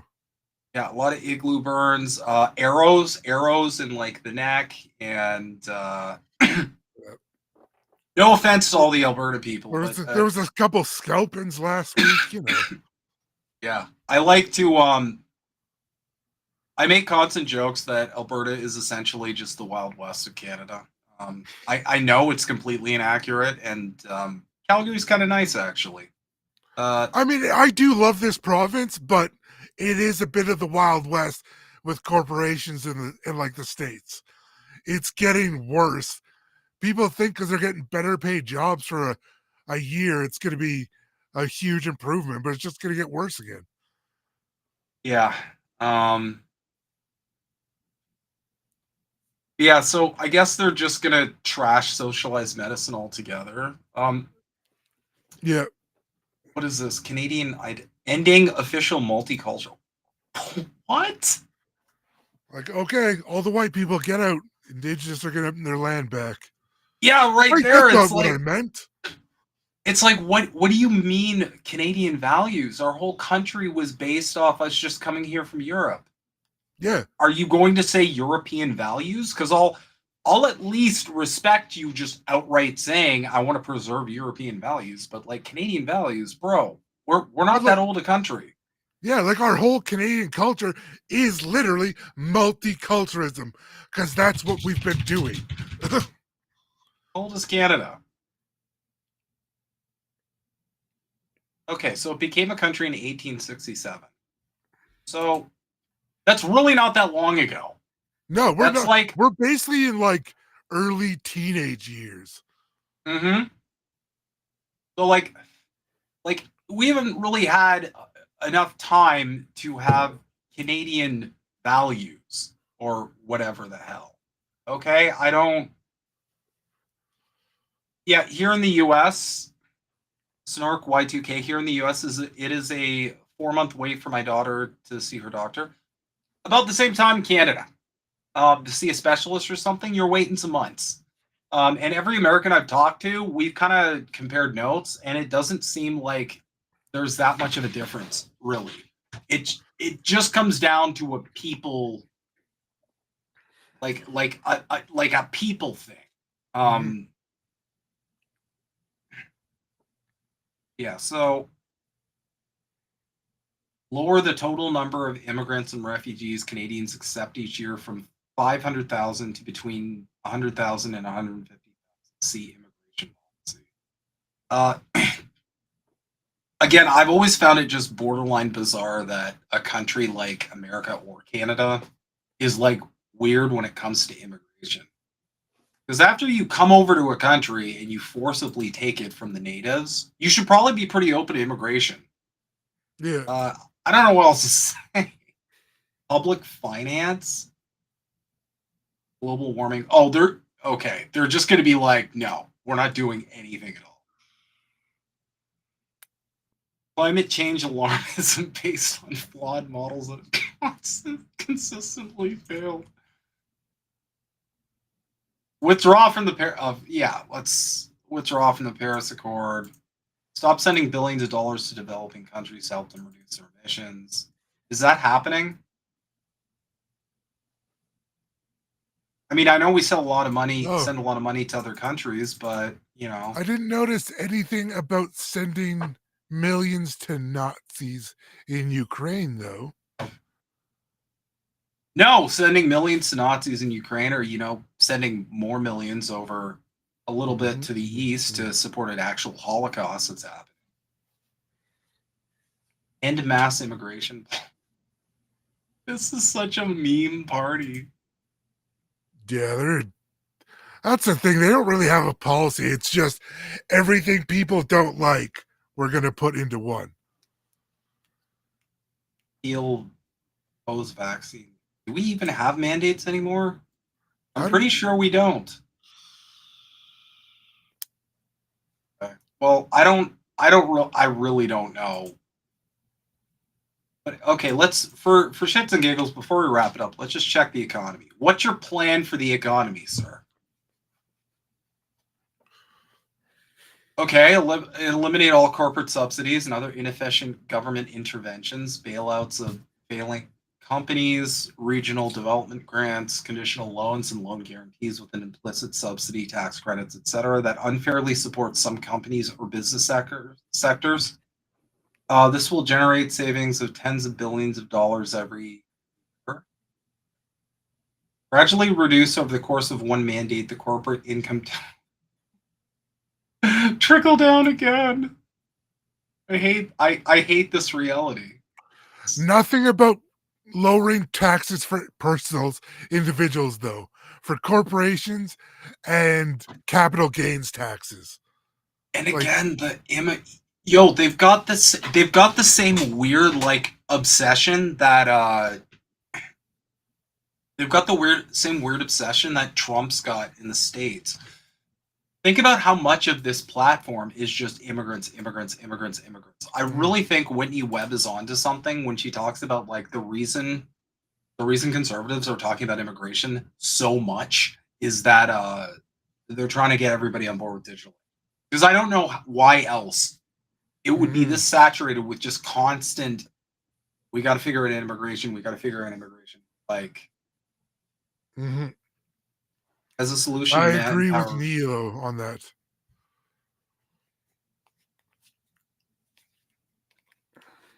Actually, that's a really good point. Yeah. I feel like the People's Party was never meant to be a serious party. It's just serving its purpose of sheep herding disgruntled conservatives back to the Conservative Party. I always had that assumption about RFK Jr. for America, and I feel pretty vilified now that he essentially announced that that's exactly what he was planning. But yeah, and just like the NDP as well, the NDP essentially is a coalition with the Liberal government. So if you're adjacent to the Liberals and an election comes, and because again we have like not a super democratic system in place, Well, and I love the fact they're like, oh, we created a coalition government.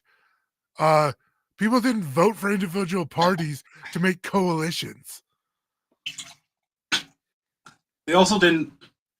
Last I checked, they also didn't vote for a coalition to begin with. Yeah. But what's essentially going to happen is if you're like NDP, but then an election comes up and you're hearing all of the the lesser evil speak, if you will, where it's like, oh, well, do you want the Conservatives to win? You probably don't want the Conservatives to win, right? So you probably need to vote Liberal. Otherwise, like, the Conservatives are going to win and it's going to be a spoiler and blah, blah. That's always the voting while holding your nose thing. I feel like, and yeah, I agree with this. RK Jr. and Tulsi Gabbard were absolutely ops from the beginning. They were always suspicious, both of them. It's just, neither of them seemed like they stood with anything, and at the end of the day, they got a lot of eyeballs on them and then directed it to being plugged back into the establishment. Another circuit back to the Matrix. Yeah. That's our show for tonight.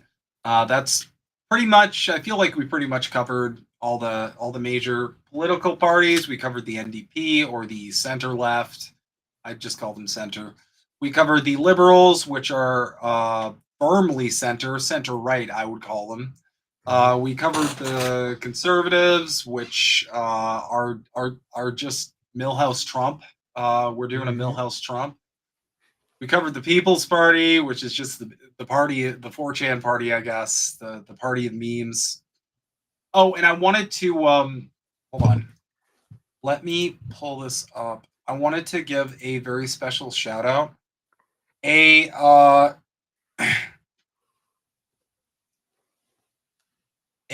very special friend of the network and friend of the show is currently going through something very very serious when it comes to their health. Chanda, who is on Beauty and the Booner and Trailer Park Pundit, I'm sure you folks are aware. I'm just going to go ahead and drop the GoFundMe in the chat. If you guys can help, please do. She's got a pretty big fight ahead of her. You know, I personally am, you know, I stand in solidarity with her. I'm in the fight. I'm in the fight with her. You know, we gotta show as much support as we can, because yeah, this Chanda had a really, really rough journey. And I mean, I'm not gonna lie, she scared the hell out of me. I just found out she was, you know, in the ICU, and I'm like, oh my god, I hope it's not serious. And then the news seemed to get like more and more concerning. So yeah, if anybody can help out, please do. Please help her out. She's got a road ahead of her. But yeah. Health is not fun to mess with. No, but you know, all we can do is be as positive as possible. Take one day at a time, and encourage her to fight, not give up, because you know it's not game over. You know, her doctors haven't said it's game over. You know, at the end of the day, you know, I know plenty of people who have beaten this. I do. The majority of people I know are who have gotten a form of cancer are in remission, so it's not hopeless. I do want to talk to her because if we can raise enough money, she can actually go to Cuba. I think get a. I don't know if Americans can though. That's the thing. As a Canadian, I plan on doing it. Cuba and getting the cancer vaccine. But I'll have to look with Americans. But that would be a really good treatment, because essentially you give your body immunity to like fight a specific type of cancer, which is incredible. Nice. But yeah, we'll look into that. But hope she sues the doctors that put her on hormones. I mean, yeah, listen, one of the biggest issues that the American healthcare system has is the fact that it's privatized, which is why I always make a big stink whenever the assholes up here try to privatize it, because there seems to be no responsibility. They're like, oh, this'll bring in a pretty penny. And that seems to be all they care about. They don't care if they should do it. And Americans I know, like, you know, their doctors are happy to run 8 million tests, regardless of how effective they may or may not be. Yeah, that's definitely something that I hope improves in the States. But anyway, guys, I've talked everybody's ears off enough.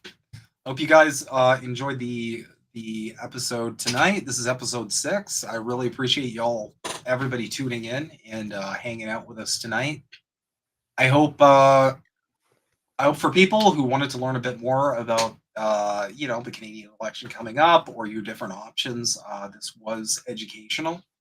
I'm sorry it wasn't more promising, but you know, that's kind of a theme I do try and instill in people as well, that it's like, you know, we all have to start saying this ain't good enough. That's the only way we get any kind of change. Mm-hmm. You know, and look into other means past electoralism. I digress. Thank you folks so much for tuning in, and please give that GoFundMe link a check out.